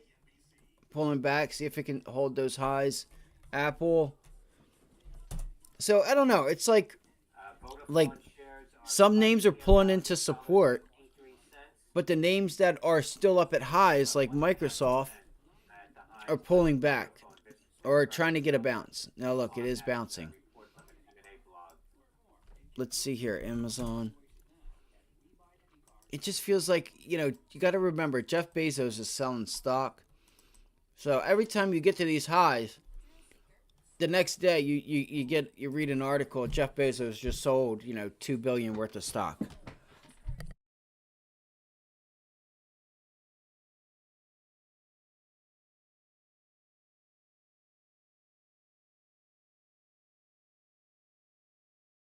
And you really don't know it until they, you know, he reports and stuff like that.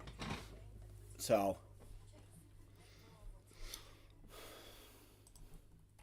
Chinese markets rebounding over the last couple of weeks with the government's newest campaign looking to make sure these recent gains are here to stay. Our Eunice Yoon is live in Beijing to explain. Eunice, pretty interesting Excuse me. Let's see if I can get some ideas here. Intel. All right. Underneath the lows. 15-minute chart. It's got room to the 100-day. So now it's making the top end of this resistance. You can see here, this range here. We'll call it down here at like 42 or so. All right. You're on that now. You're under there, right? You're in that channel. So it might be wise to get short into like for like next week, right? If we can get that bounce up here. I was looking at Ford and stuff, but it's just not time, I don't think, in my opinion. ENPH. Solar names. There was some talk yesterday about solar names. Looks like ENPH could pull back to like 118, but that's still at 120. It's not much room. Right? It's pulling back to like 118. It's not a lot. Yellow diamonds in my watch. That shit costs a lot. That bitch thicker than a pot. Alright, so what we got here? Come on. What was I looking at that I really liked? INTC. And then there's the bounce rate into that area. It's a 30-minute chart. Man, see, it's kind of low. I would wait. Right? Look how low that RSI is. And the MACD is negative. Because it might... What that's telling me is you might start to see it go positive. And you could short this thing at a higher price. 5 minutes. Still got some room to go higher. ARM. Did it ever break above that level? ARM's getting a lot of volume today. ARM's getting a lot of volume, guys. I might try it. I might, if I can find something cheap enough, I may try an ARM squeeze, guys. Let's look at the contracts here. Dude, why are these things so wide? I might try it. Look at the volume compared to yesterday.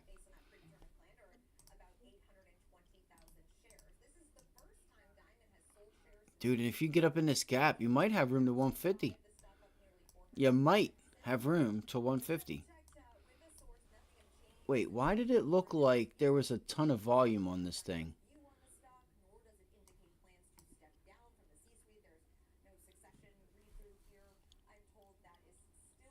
Oh, broke back above it, or under it. So I guess there's a lot of, this thing has a really short float, guys. So let's see, what time did Carvana start? This thing started at 10 o'clock. Right at 10 o'clock. Let's look at Carvana, and we'll keep ARM in mind. We're here. Oh, well, no, never mind. See, I didn't know if it had to do with Carvana, like Carvana breaking back above that level, and I didn't know if that was a sign. I'd be like, some ARM setups, the spread is what keep... Yes, I know. That's because it moves a lot. And I'm with you on that. Like, I looked at it Monday or Tuesday. It was like Tuesday or Wednesday. Look at that. Look how it pulled back in there off of that 1 minute and quickly got ate up off of 134. Look at that. Did you guys just see that?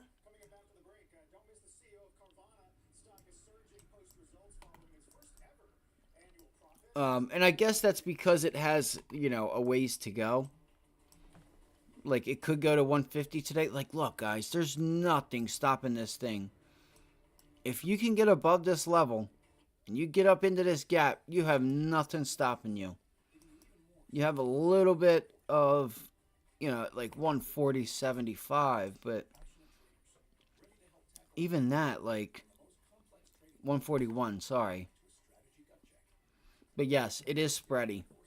That's why I say, if I can make it cheap enough, I might think about it, but I can't right now. If it's cheap, you know, I shouldn't be trading it. I need to, because I want to finish this month off strong. Like, I want to at least be positive. So therefore, I want to try to end this month green. I really do. So I want to start making the right decisions. I was just really frustrated yesterday. Everything just seemed to just like was like working against me yesterday. Camera, cat, me, everything.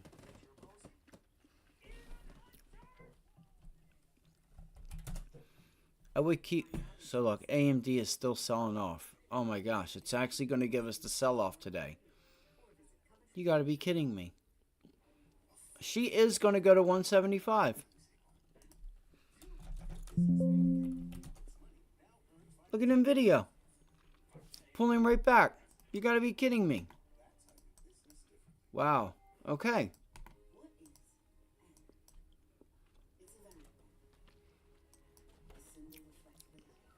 Hold.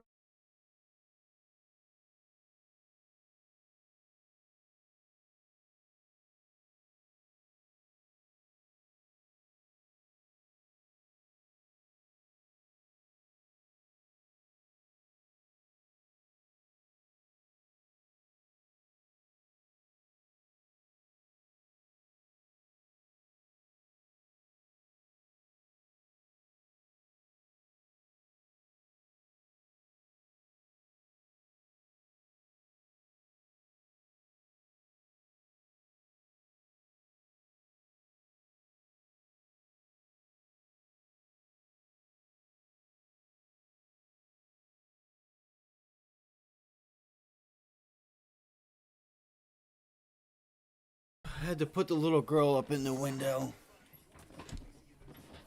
Alright, so you can see relative strength, right? ARM, NVIDIA, and AMD are pulling back. Okay, there it goes. It pulled back. Alright, they sucked them in long and then took it away.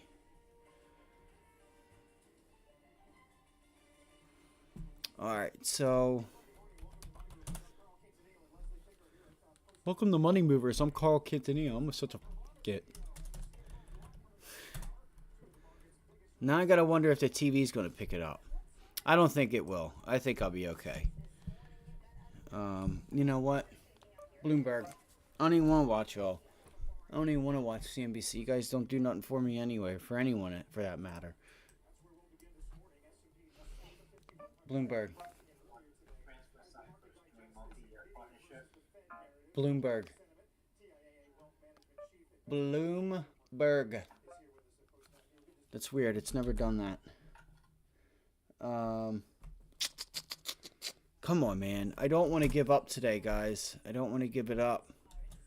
I don't want to sit here and turn it into, like, start watching rap videos and stuff. Shit. Amazon. Sideways. MSFT. Dude, look at Microsoft just falling out of bed now, guys. Look. What is that? That's Echo X. That's X-Ray Tango Kilo Golf. X-Ray Tango Kilo Golf, guys. Hold on.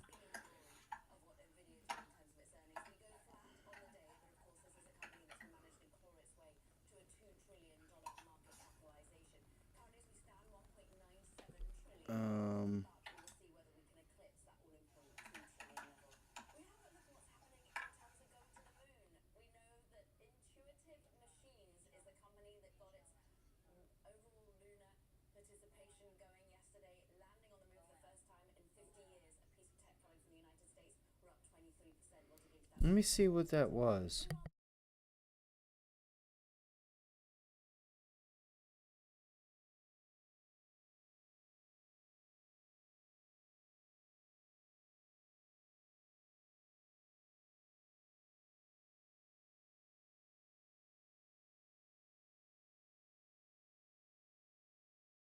I wonder what that. There was just some news that came out with semiconductors. You can see how the volume started to pick up here. Hold on. MSTR. TRT. MSTR. Nobody's trading it. Coin. Look, coin went to 160. Trying to go to 160. We gave that out today. Said that there was room to 160. Alright, you had that resistance up there at 170. Damn, that was a perfect trade, bro. That's one setup I did like today. Was a bounce back to 170 on Coinbase and then get short up there and up at that area. You get the rejection. You look to take it back down to 160. It's exactly what she's doing for the most part. INTC. Yes, I will pull that up, Ty. My bad. Alright, so I might try to get it. I'm going to throw it up for you now. The thing is with Intel, it's just like there's so much congestion here. Like, it's so bad. There's so much congestion. Nvidia's pulling back into yesterday's close. It is pulling back into yesterday's close. Unfortunately. So, I don't know why the markets aren't pulling back off of this. They are. God damn it. Oh my god, man. I'm such an idiot. I gotta stay focused, yo. Nvidia, you already broke that. You broke that like double top from yesterday at 785. The next level, you're coming into it right now at 780. 780. 780 on Nvidia, and it's coming right into it right now. You gotta hold that. You gotta hold 780. Did anybody take a short on the SPY or anything there as I was going through? I cannot believe that just happened. They literally did it at 11 o'clock, towards the end of 10 o'clock.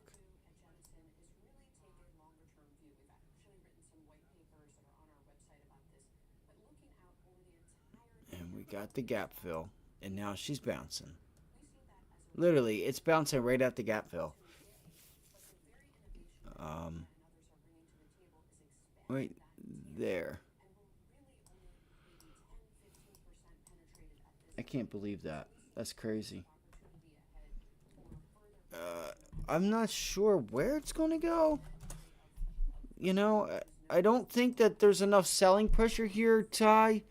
I think you should be able to find some support here. I think this is where I would look to say, hey, unless there's some news that I don't know about, then damn. It's breaking right now.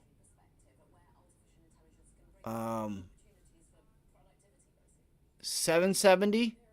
So this area here, that the resistance from yesterday just broke with volume, with a nice little bit of increase in volume. Nice. Oh, good shit, bro. I was looking at the markets. I didn't get it myself. I kind of would just watch this whole area right here, and then watch it go to like 170, 180 to 170. I would watch this whole area right there. I would watch that whole area right there. 180 to 170. This 170 to 180, you could just get yourself, you could find yourself in just like a bunch of chop. That's just my opinion. Alright, it's just my opinion. And then 760, like every $10. And look, it's trying to bounce right back to 780. Can you break 780? You're way, like, look, you're at least 2 standard deviations below VWAP. So you CNBC, Carvana CEO discussing Q4 earnings. Nobody wants to watch Carl Quintanilla. Carl can't and wouldn't want to be ya. 2 standard deviation below VWAP, so I would expect a little bit of a bounce here. That's a pretty big sell-off, unless you're just going to get that continuation and you're going to get a sell-off type of day for semis. 505 for a quick scalp on the upside. 507. Is that SPY? SPY or the Qs? Because I noticed it's probably SPY. I know you're talking to SPY. Yeah, you're talking to SPY. Where are the Qs? The Qs are still at 430. Yeah, that could be some nice. That could be a nice area there. I'm so frustrated I missed that. I need to just stop moving around. Let's see. Bang.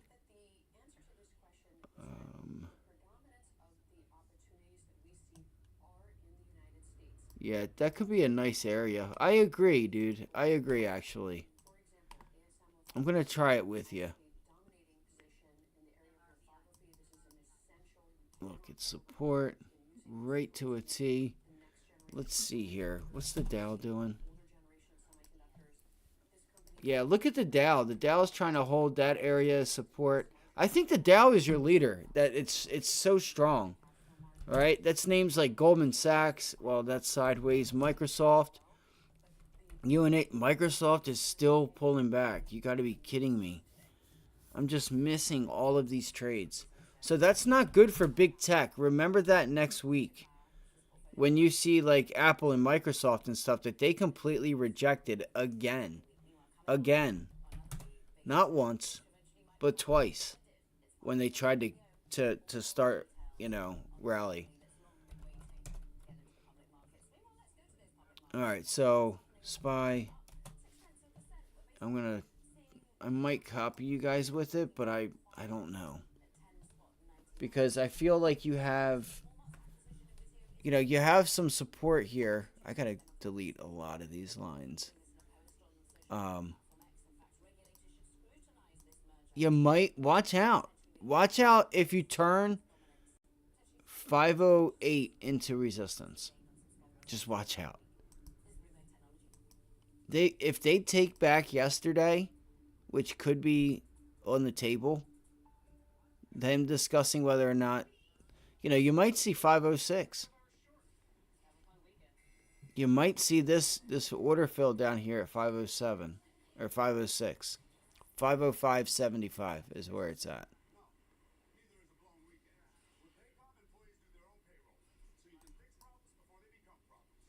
Hold on. Come on. Right here. 505.75. So let's see what happens. I'm going to watch this stuff with you guys. Look at that rollover, how it just whoom. What's Bitcoin doing?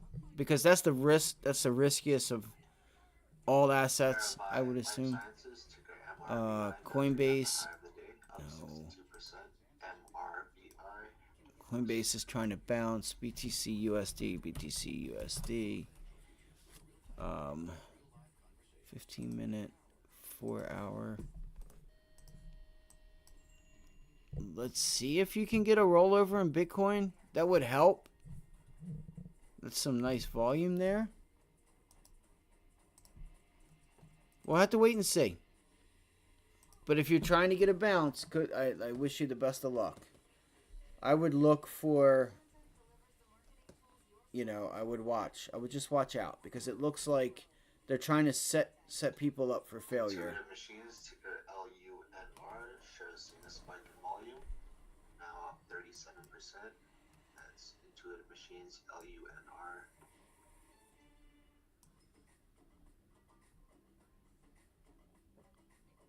$507 is a nice area of support. Is that what you said? Sorry, Chris, I don't have the chat up. Yeah, 507 is nice. I agree with you. 507 is nice. I'm with it. I'm gonna wait and see if we get there too. I might try that with you. Part of me doesn't want to mess your trade up and Real Vision, ticker RVSN, shows a look at that bear flag, man. That's a beautiful 3-minute bear flag. Look at that. That's beautiful. It was beautiful. Look at that. And there's your breakdown.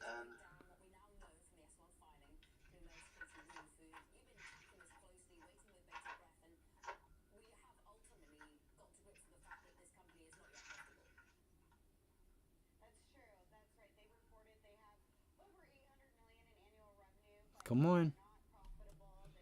Break it down. Reddit falls publicly for IPO. What you guys getting into this weekend? Any plans? Springtime should be around the corner. Couple months left. You know, we had March Madness. A little bit after that, we have, you know, summer's around the corner, believe it or not. Already.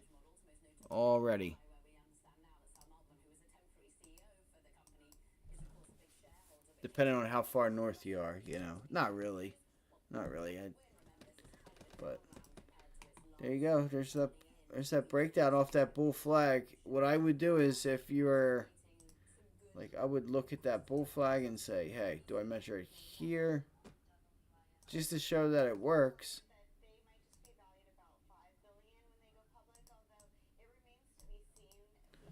So normally you would see, usually, it all depends on how they do it, but sometimes you would see a bounce back.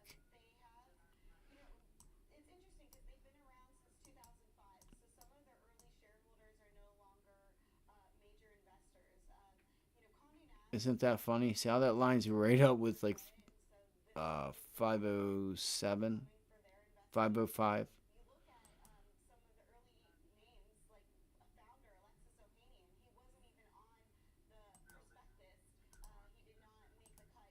Delete. That might have been your entry right there. That's a nice candle. I like that take back. That was a nice take back.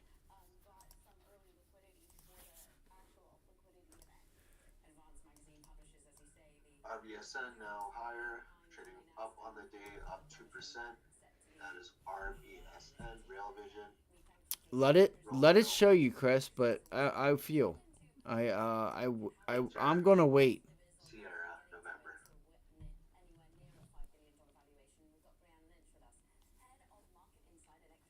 Why is Nvidia estimated falling so hard? I was wondering the same thing. I think you're just getting some profit taking, and really, like, Nvidia is, you know, just pulling back kind of to support. Really, I know it feels pretty severe, but you know, it's like Nvidia's still okay. You know, until you start breaking under like 740. Like 770, 760, like, but this level here is where it'd be like, okay, you took back the day after earnings. Like, that's not, you don't want that. SMCI, I don't know. I think you just have weakness in those names. People taking profit. I was looking at SMCI. I'm not exactly sure, but all I can say is probably a pullback. Because here's the thing. Anybody that was long that didn't take profits, right? They got a second opportunity. So this time they took profits because they know how it felt not taking profit. You know, people say, you know, that this is a cup and handle. It's really, in my eyes, you know, yes, it's a formation of a cup and handle. But I feel like this here is like, you know, that's too long, number one. All right, we pull back, we curve it over. You pull back. You need a light. See if you get a hold here. See if SMCI gets to like 802 or so, but the volume is too big. I think you're just getting profit taking. I got to be honest. I think you're getting some profit taking going into the end of the week. These stocks have made a big run. You got to expect somebody to take profits. And when it starts, could just get they could just add on to it. So it feels like SMCI though has a lot. It's like it has like it's congested in here. I wonder if I could grab some puts on SMCI. I think the spreads are pretty wide though.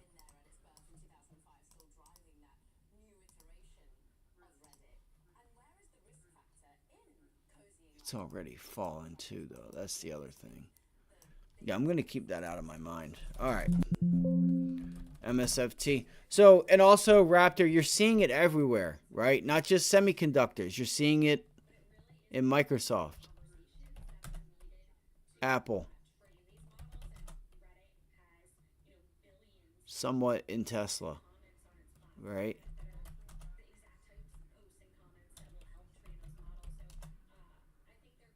Netflix. Kinda like, kinda in Google too. I know it is. I know it is. Live on CNBC, Block CFO.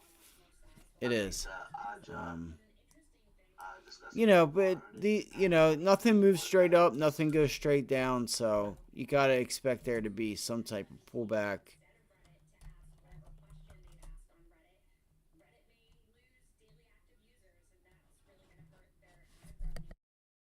I want to go let her out real quick. Give me 1 second.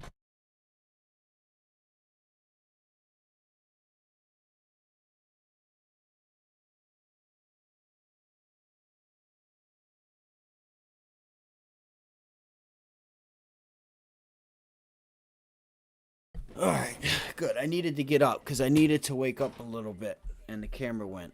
All right. Let me fix that. Let's fix that. There we go. I get tired when I sit here and look at the screen for a while. I get tired. I start falling asleep. All right, Carvana's pulling back. Well, let's look at the small caps. Do we have any small caps here? Waiting for this 10-minute candle on spot to close to see if this thing is valid. Right. That's why I say, Chris, give I'm with you on giving it a little bit.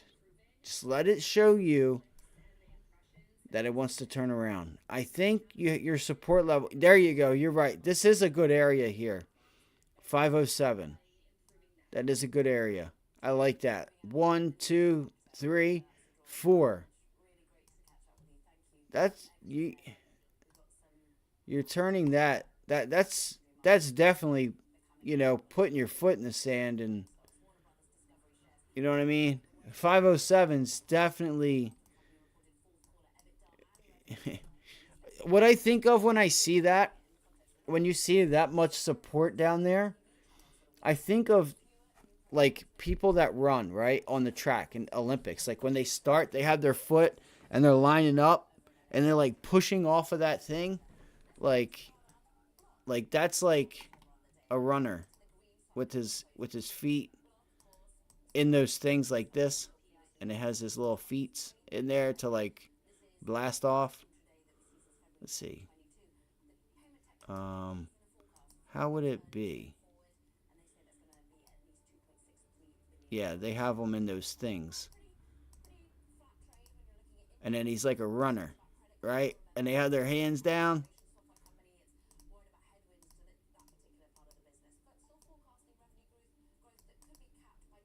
His arm's a little messed up. All right, this is all for support here.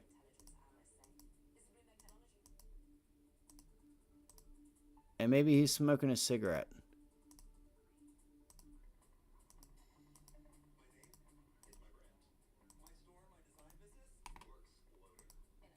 All right, let's push it off. No. Stop. So this is our runner.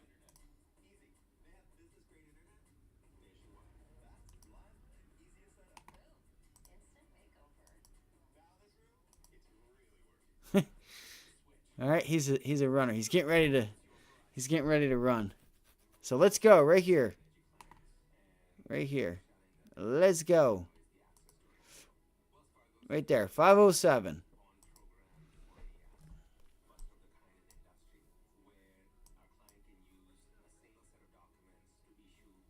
You guys know what I'm talking about, right? I know you guys do. I know y'all do. But if I gotta be clear, if I gotta clear my throat real quick.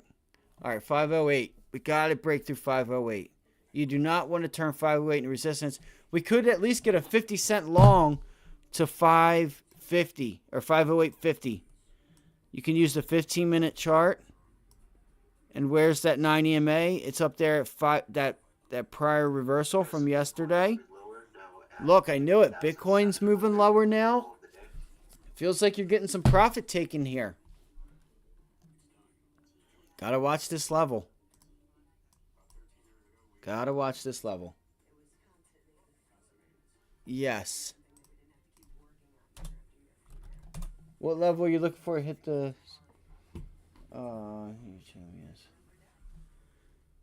let's see here. What do you want? 5-minute chart? 2-minute? 1 minute? She's spazzing out right now. Come on. Let's go. Yeah, something's definitely...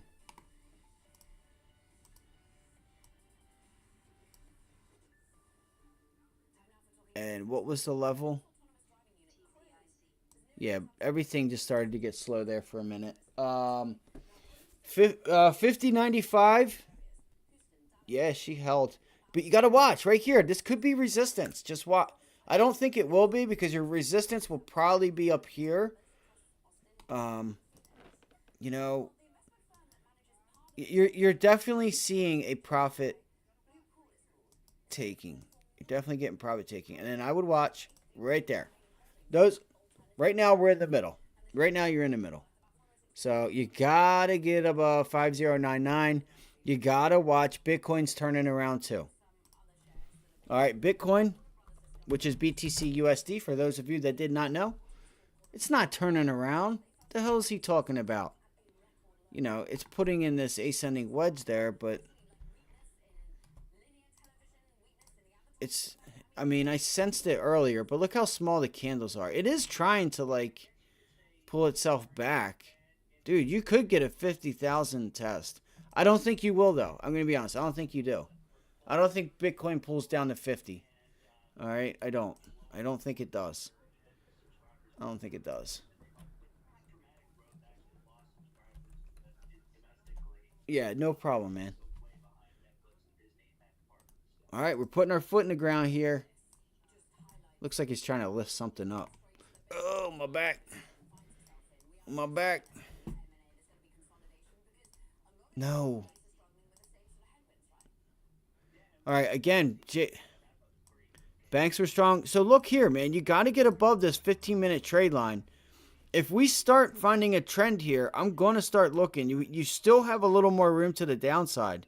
You could see 506 today. You could see 506.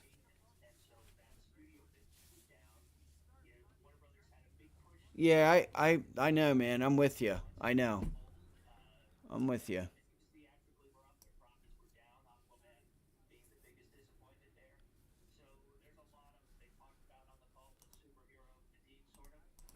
I am with you. That's for sure.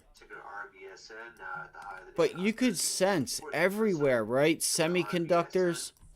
Like, everywhere is pulling back. You know what? I got to do this. I got to put 2-minute chart. I got to use pre-market right now. I got to use pre-market. Because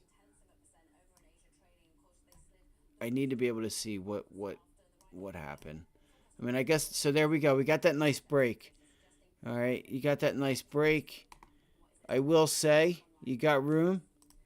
Top end of that power is at 508. All right, 508. Actually, no. I disagree with that. I disagree with 508. See if we make 508 support, but rate. Yeah, 508.25-ish. See if we can get through that. You might end up taking it, making it resistance. I don't know, though. Okay, so 508.40 on the 15-minute chart. See, SPY is up so much, you're only going to get 2 days on this 15-minute chart that you can actually see.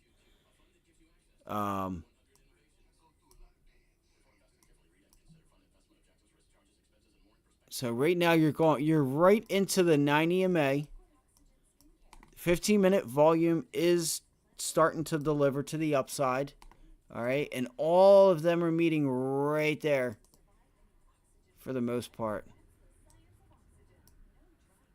Right. 508.49. Yeah, look, right there. You guys can see it on the 15-minute chart. So, see what happens when we get up here to 508.50. Man, that's a nice trade, guys. Nice trade. Sorry, I know I keep clicking around. I'm just trying to get this thing.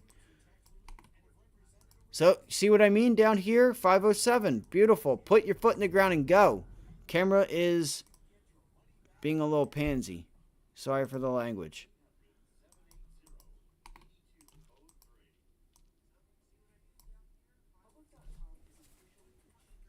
All right. If you're starting to get a reversal, remember what names were strong. Oh shit. What names were strong? Okay. JP Morgan, banks, Dow names. If you're starting to get that, if you do get that bounce back, listen, I'm going to tell you right now, I think this pullback was a little bit too far, too much. I would have much rather have seen a hold of like here to there, right? But you kind of extended, right? You started to get it like volume really started to come in there, at least on, not really, because today in and of itself is a low volume day. Great job, Chris. Sorry to clap in the mic, guys. Damn right, bro. Damn right, baby. Give me that pullback. I want to take that entry myself. I might do this with you. See if we can get that 90 MA right there at 506 or 507.94, 507.95. We want to decrease in volume on the pullback. Look for that to be support.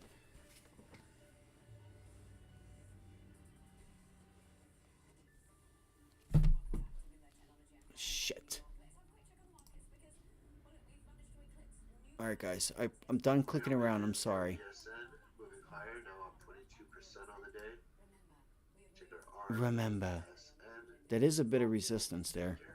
The way she just said "remember" on Bloomberg was a little. What am I supposed to remember? It's did. I'm not gonna say it. I'm not gonna say it.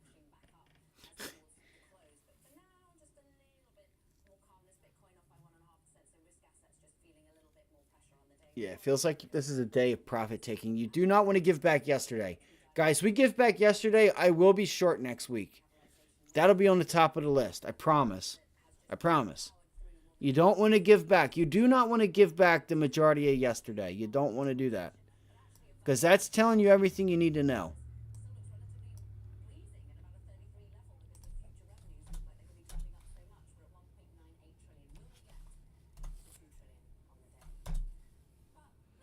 Dude, she is on some shit today.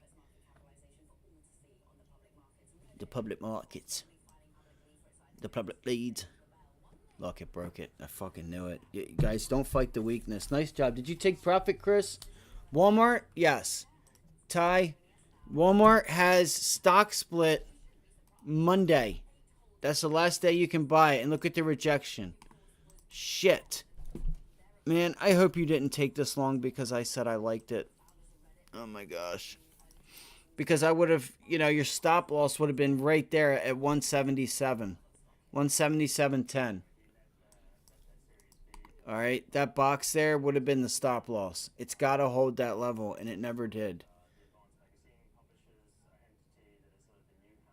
Okay, good. Good deal, Chris. Good deal. Because now, okay, like you're seeing everything is getting sold. So it's like, this isn't going to help. Oh, after the split, I'm not sure. But I did, if the markets were going to go higher today, I did have faith that this thing would kind of keep grinding. And it still could, but the thing is today's the day, because it looks like Monday morning split 3 3-1, 2:26:24 Central Standard Time. It doesn't give you a time. Today's the last day. You might get I don't know if you'll get a sell-off. I don't know, bud. You know, I think it doesn't really do anything. You pull back to 175. You know what I mean?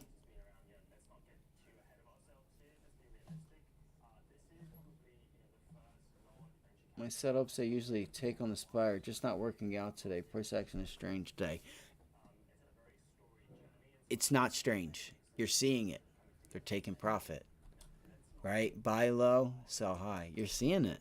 You're seeing it. And I'm telling you right now, if this continues, which I don't think it does, you know, if you see the SPY today and you start closing back down here, you do not want to give back yesterday. You don't want to do that on a low volume day. You don't want to give back yesterday, or you can kind of already get a sentiment for the feel of next week.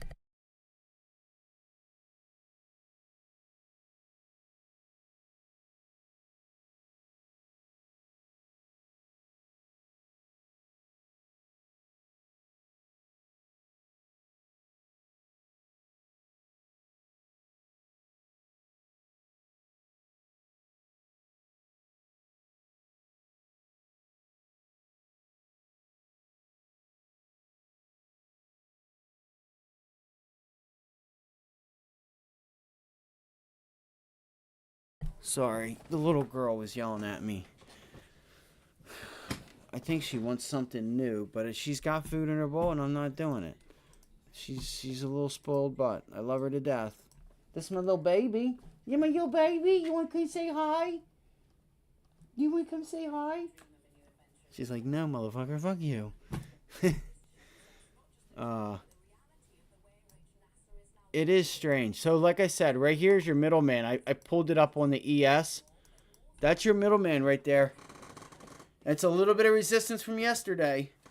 So now you're not making yesterday's resistance support. Or you're going to try. It's going to be hard to trust it, in my opinion. You've pulled back a good amount.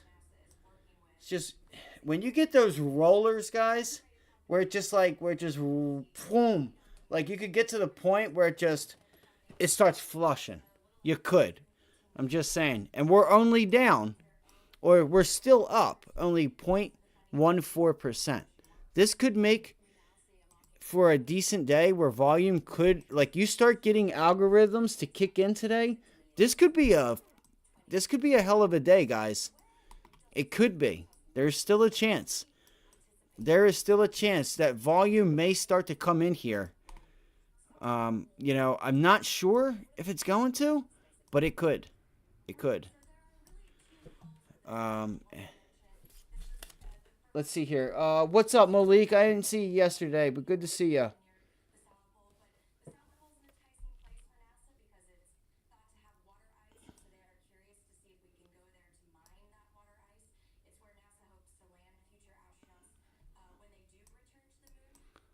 Let's see here.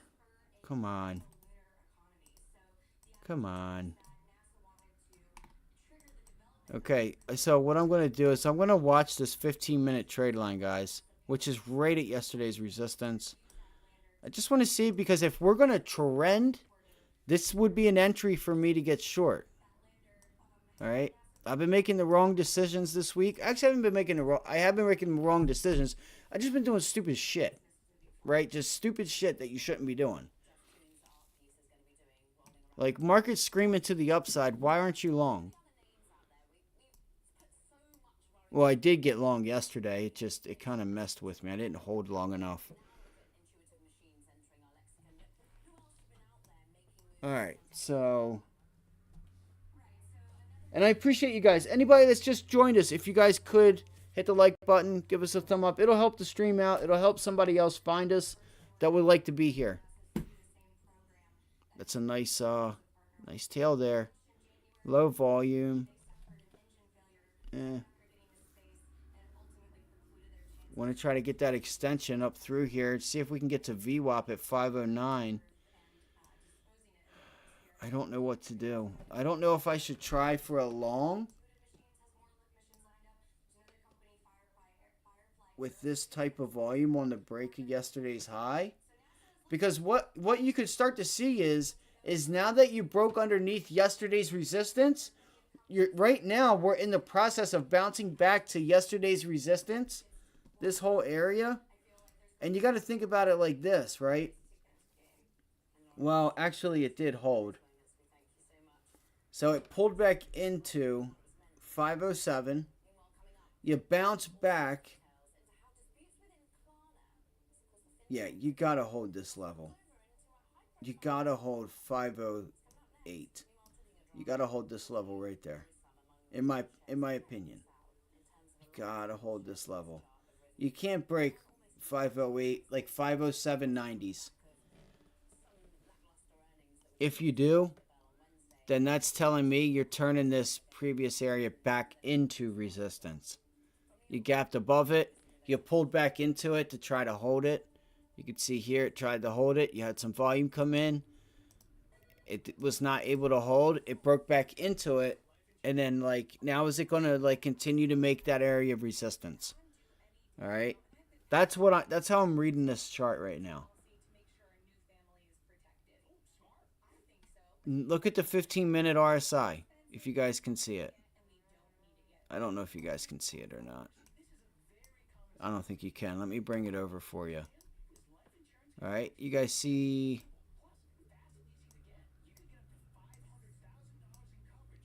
See how it's over here at like 56? I might have to bring it over more.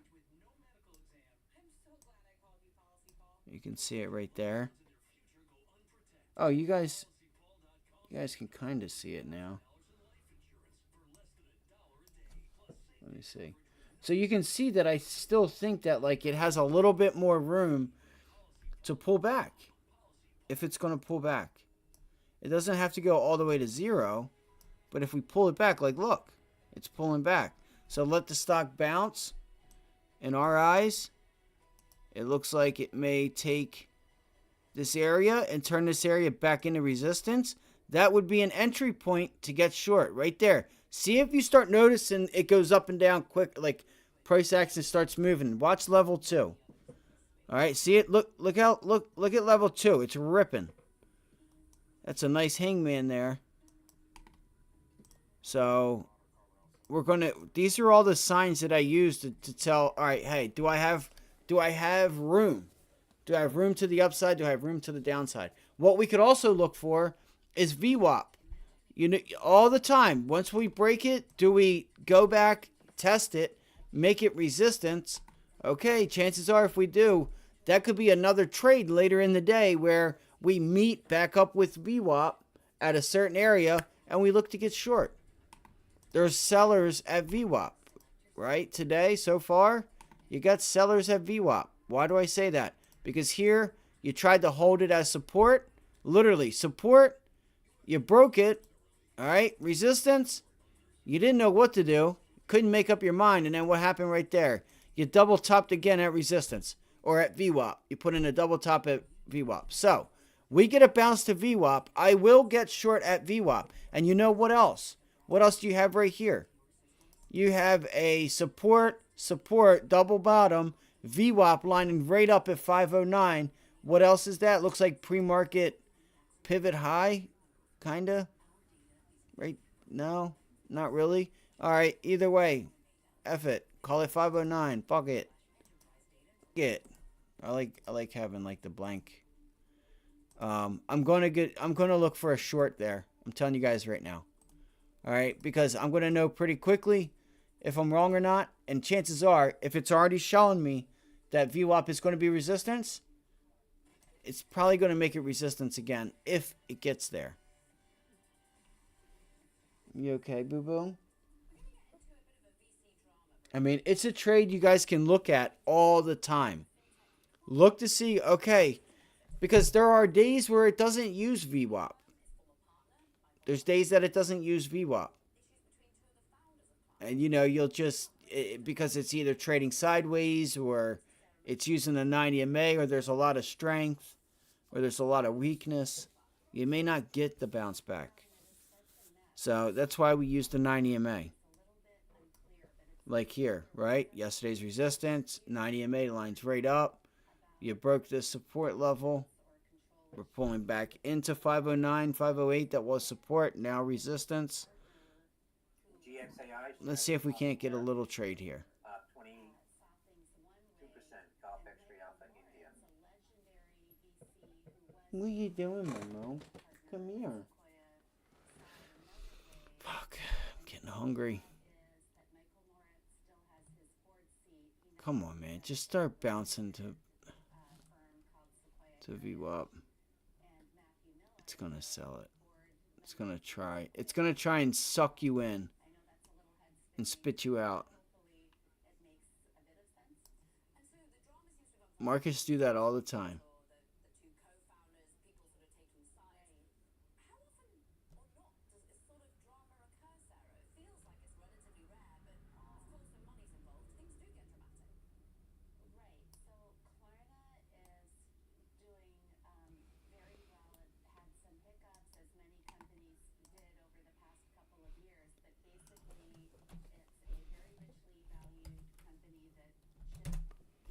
I gotta get something to eat, man. Fuck. Alright, so look here. Tesla. I want to try to find one of these continuation trades when they start to show their face. Because I know you can make some really good money trading them. I have not looked at... Look at GME, guys. GME's going to the upside. Oddly enough, GameStop's actually breaking through resistance right now. Well, ain't that's so funny. You gotta be kidding me.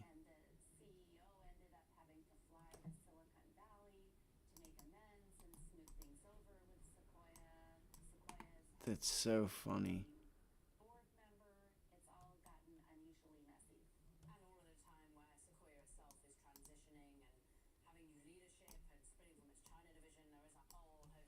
You okay? Sorry, my little girl is just like, I don't know. You alright? I don't know if she's getting excited over the birds that are outside or what. Alright, let's go back to the SPY. But yeah, GameStop, guys. GameStop's going. So keep an eye on, again, Carvana, CVNA. If Carvana starts to grind higher, alright, it's not. AI, it's not doing it. Is there anything... DWAC, no. That's just crazy and weird that... Let's look at a daily chart real quick of this. Ow.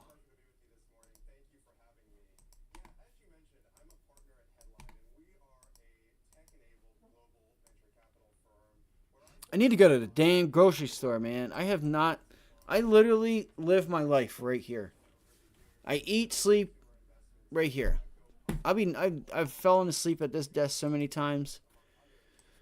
There's some stuff that I'm going to be doing this weekend for the stream. So we should have some cool stuff coming next week. And we get to 1,000 subscribers. If you guys are new here, welcome. If you have any questions, don't be afraid to ask. Say hi. Going to be doing a giveaway. I'm excited for that. Okay, so look. This could be a trade idea, guys, coming up. If we get some weakness in the markets, or if we do get Carvana to start going. This is so weird that I'm looking at GME right now and it's doing what it's doing. 50 days above the 100. Talk about weakness. That's weak. So you could see GameStop bounce back into like 14 and see if you can get that short down to 12. It's an idea. I need to find the volume. I guess they don't keep track of volume anymore.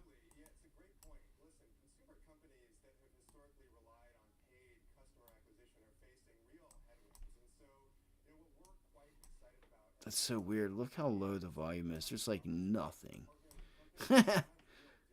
Oh my gosh, it's like sickening.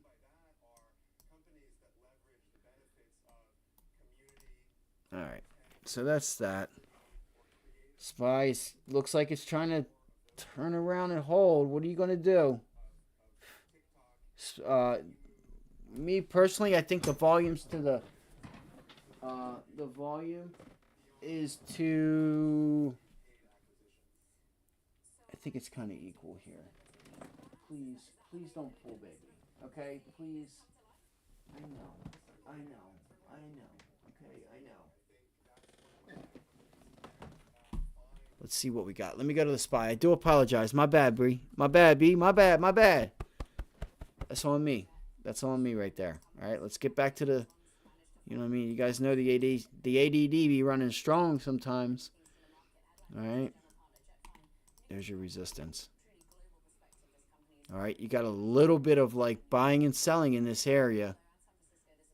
See if we can't crack 508. 508.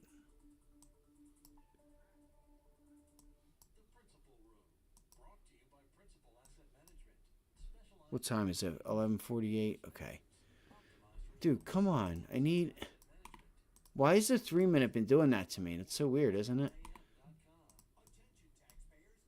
All right, by the way, if anybody pulls up here, doesn't know what this is, I guess the legs are messed up on a 3-minute. Missy! Come on.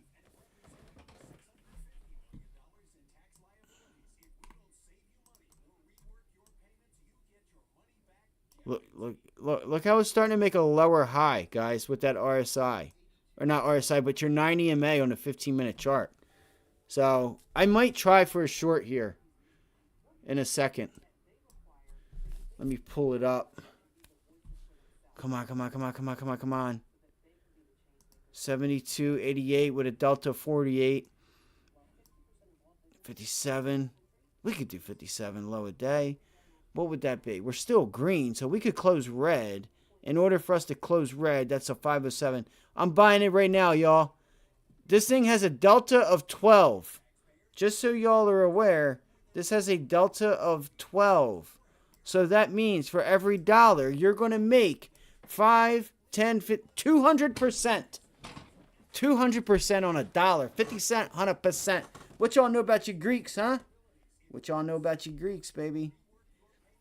I guess nobody's bidding these or what? Now after getting a downgrade at JP Morgan to Oh, it's not on. Damn it. underweight from a neutral. Damn it. That's Oscar. Shit.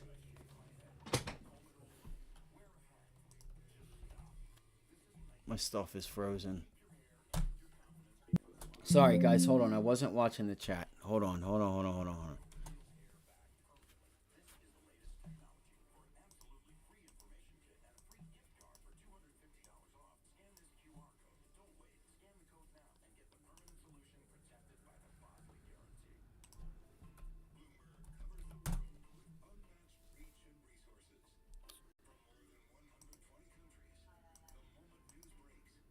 Dude, what is going on here?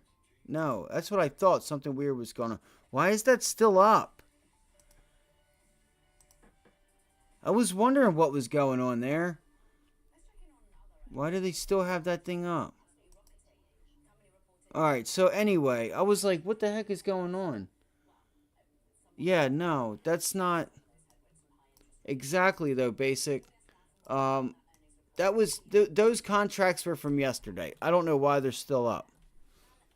That's why I'm like, yo, a delta of 12 and I'm paying 5-6 cents.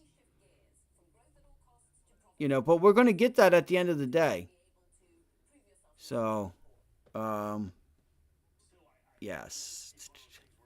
So like right here, 28.39, you're going to get like for every dollar, you know, you're going to get 28 cents roughly, depending on how fast or slow it goes. All right. You'll have, if you're not a trained professional to understand roughly what you're going to get, you know, I can pretty much guess on the time that it's going to get there per half hour in accordance to the way it moves.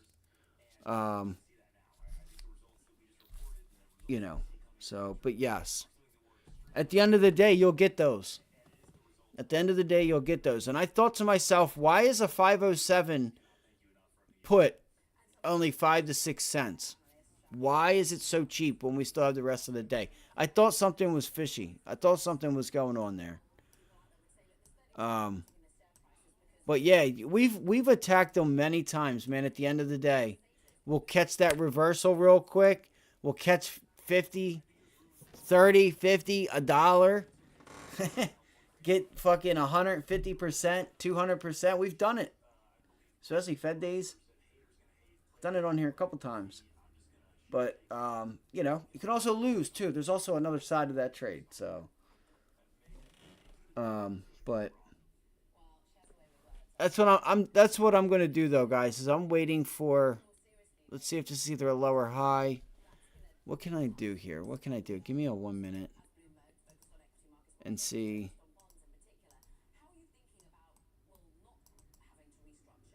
If, come on, I don't want the SPY to trade sideways. I don't want it to trade sideways. VWAP's coming in to 508.75. Might be able to get set up for some calls here.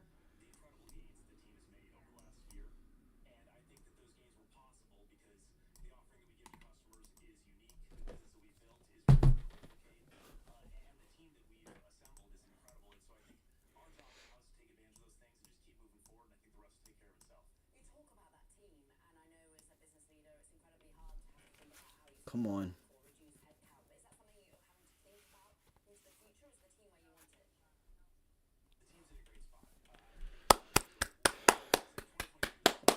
I don't want to clap right into the mic, but let's go. Come on.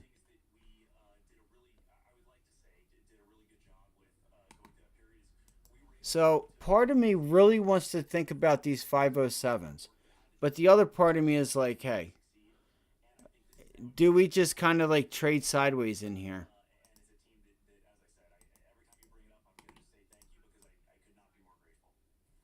You know what? You don't have a lot to stop you from pulling back.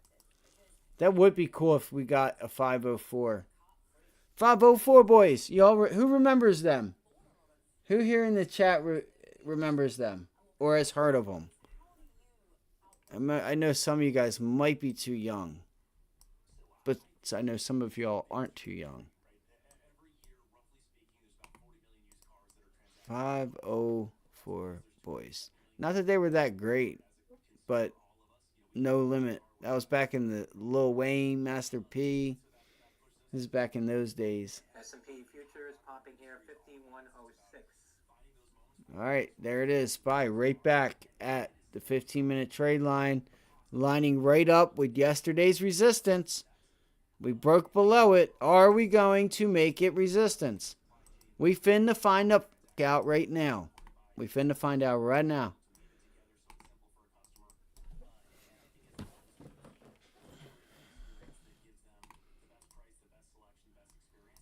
I think I'm gonna put a question in the chat. Should we do the whole turn the lights off, turn this around, turn the stream around, throw a bunch of neon lights and shit? Do we go that route, the route that everybody else is doing? I should have asked that. Oh fuck. There it is. We're making it resistance. Let's go. Give me that motherfucking 507. 507. Come on, let's do it. I don't like that volume there.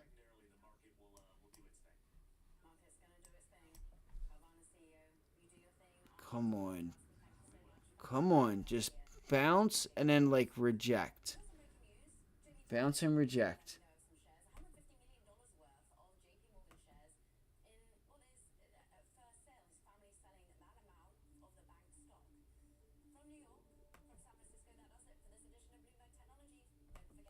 Is it New York or is it San Francisco?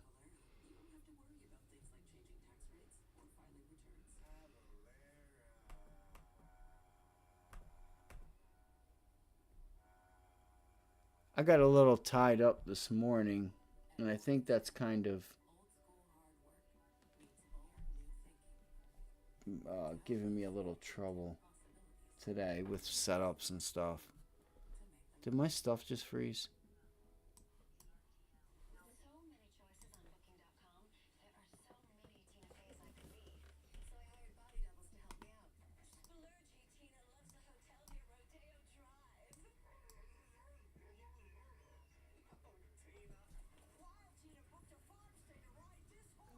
Is that it? Is that our short? Are we smelling it? Is it gonna try it for the breakout to VWAP right now? Is it gonna try? Is it gonna try to break out?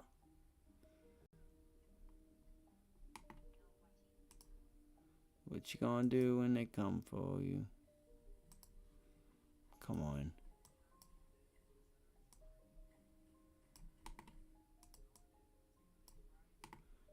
Come on. Let's see here.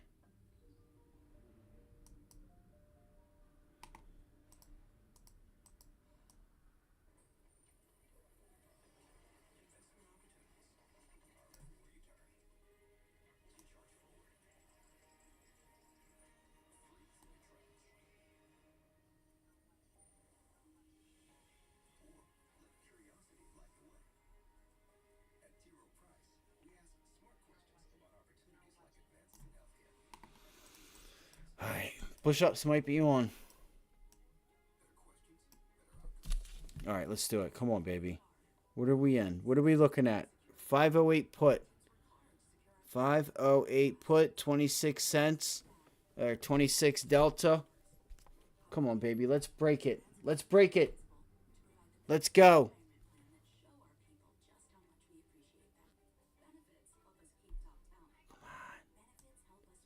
Come on. Like Biden. Come on. Like whispering and shit. Like a fucking weirdo. Like a get-ass weirdo. Alright.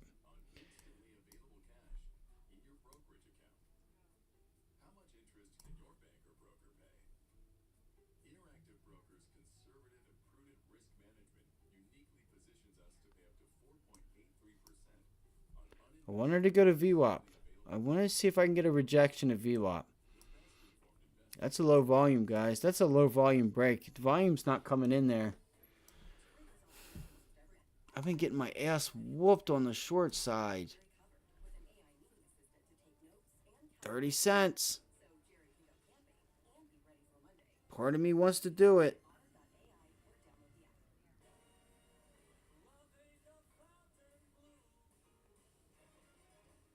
Part of me wants to do it.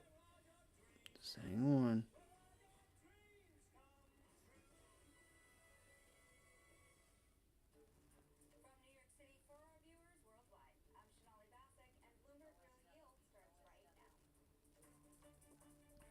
I think she's gonna go higher. See if we can't get it at VWAP. I'm still looking for it at VWAP. Man, it's already 12 o'clock. This sucks. Come on, man. Give me a VWAP rejection. The sell side, the volume is to the sell side, guys. I'm going to give it a little bit of room.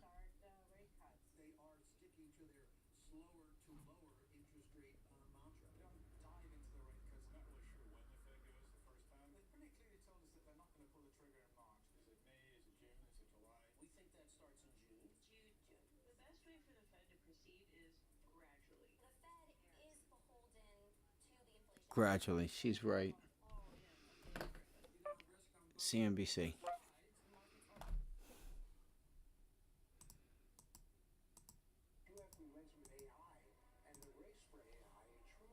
All right, I'm allowed to put on CNBC. Look, it's been, as I mentioned the other day, an annoyance not owning it, right? Particularly with everybody talking about it and everybody owning it and making money. But for me, yeah, FOMO. Intel, guys, there's news on Intel to buy it in the F market. Stock trade down with 28 bucks, TSM, which sounds like a lot, but it's not INTC. on this price stock. And then, you know, as I quickly went through the release, I'm still watching and for a expectation test of the conference VWAP. call, and know All right, everything's so going on data centers Intel 'cause we're very ripping. involved in data centers. I just said, you know what? Going higher. I'm gonna take Market's dive. trying So to it's turn not a around. big position. AMD, It's not about so a third much. the size of Nvidia. Meta, for example, which I continue to Nvidia's hold turned on to. around, guys. But they Wow. do have momentum in AI.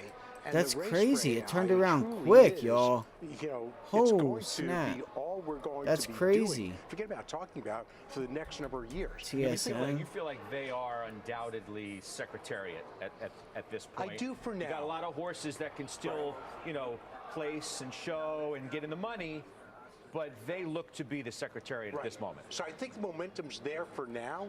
I think Intel wants to come into it. Intel signed some, a capacity deal with ASML for the next Look at that generation of bounce. chips. So Intel will be Look at producing that. for, for the hyperscalers, for AWS. That's for 'cause a Meta, lot of et things are cetera. turning So I think around those right now. concerns, but those concerns are out 6 months or so. so In the next 6 fucking months, tired sure already. there'll be I dips hate on it, getting tired. but I think it'll continue to work. Momentum will be there, but I don't want to take a full position at this level. I hear you. There's so many incredible stats, folks, about NVIDIA. I'll read you a few. The market cap gain yesterday was larger Right, than let's the see here. market What do we caps, got? Joe, of 94% of the S&P 500. That I was would the be market cap careful on gain a VWAP just yesterday. projection Here's from Tony Pescarolo. if the I markets always are cite gonna his go stuff. I like higher. to let you guys into the notes that are being Like, passed look around at single by one of the names. best. Here's the incredible If you're not point. sure Since how to when the do market it, go to bottomed in JP October of Morgan. 2022, Look at the big NVIDIA had a names, market the cap of big players. $280 billion and a Apple, 12-month forward still on PE lows. of 32 MSFT. times, okay? Yesterday, it Not added MMST, $276 billion of market cap Okay, in so one these day things alone, are still on rounding their up to lows, $2 trillion, and the PE is now pulling back. 33 times. That is unbelievable. He uses Google, the word incredible, and he is darn bouncing. right. Yeah, and I really think this is all about AMD, NVIDIA, the rally that we have had since bouncing. the October of 2022 Not sure what it's low. about to I do. think for the viewers, if you're going to put one thing on your screen, obviously it's NVIDIA, but going NVIDIA, beyond NVIDIA, it's the bouncing. SMH. And if you think about performance from January 1st, Which I bought also, by the way. from January 1st of Spy. 2022 through today. Bounced. Think about I wonder if we're performance for a getting our second. Why do I say rejection here, January though. 1st of Qs, guys. 2022? 'Cause it Qs are at encompasses all VWAP. of the Federal Reserve's moves. Here we Think go. about what the performance has been. Is this The it? S&P I is think up now's the 6% time since to then. try. You've got And look, NVIDIA if you're up going to take one, 159%. you need You to take have it. You need to the do it SMH now. up 31%. You have the what I call the meta recovery up 43%. I'm looking at a, and then you have underperformance 50 from the rest of the Mag 7. Apple, Alphabet. both I'm looking at a unchanged. 507. Amazon only up 2%. Tesla down 51%.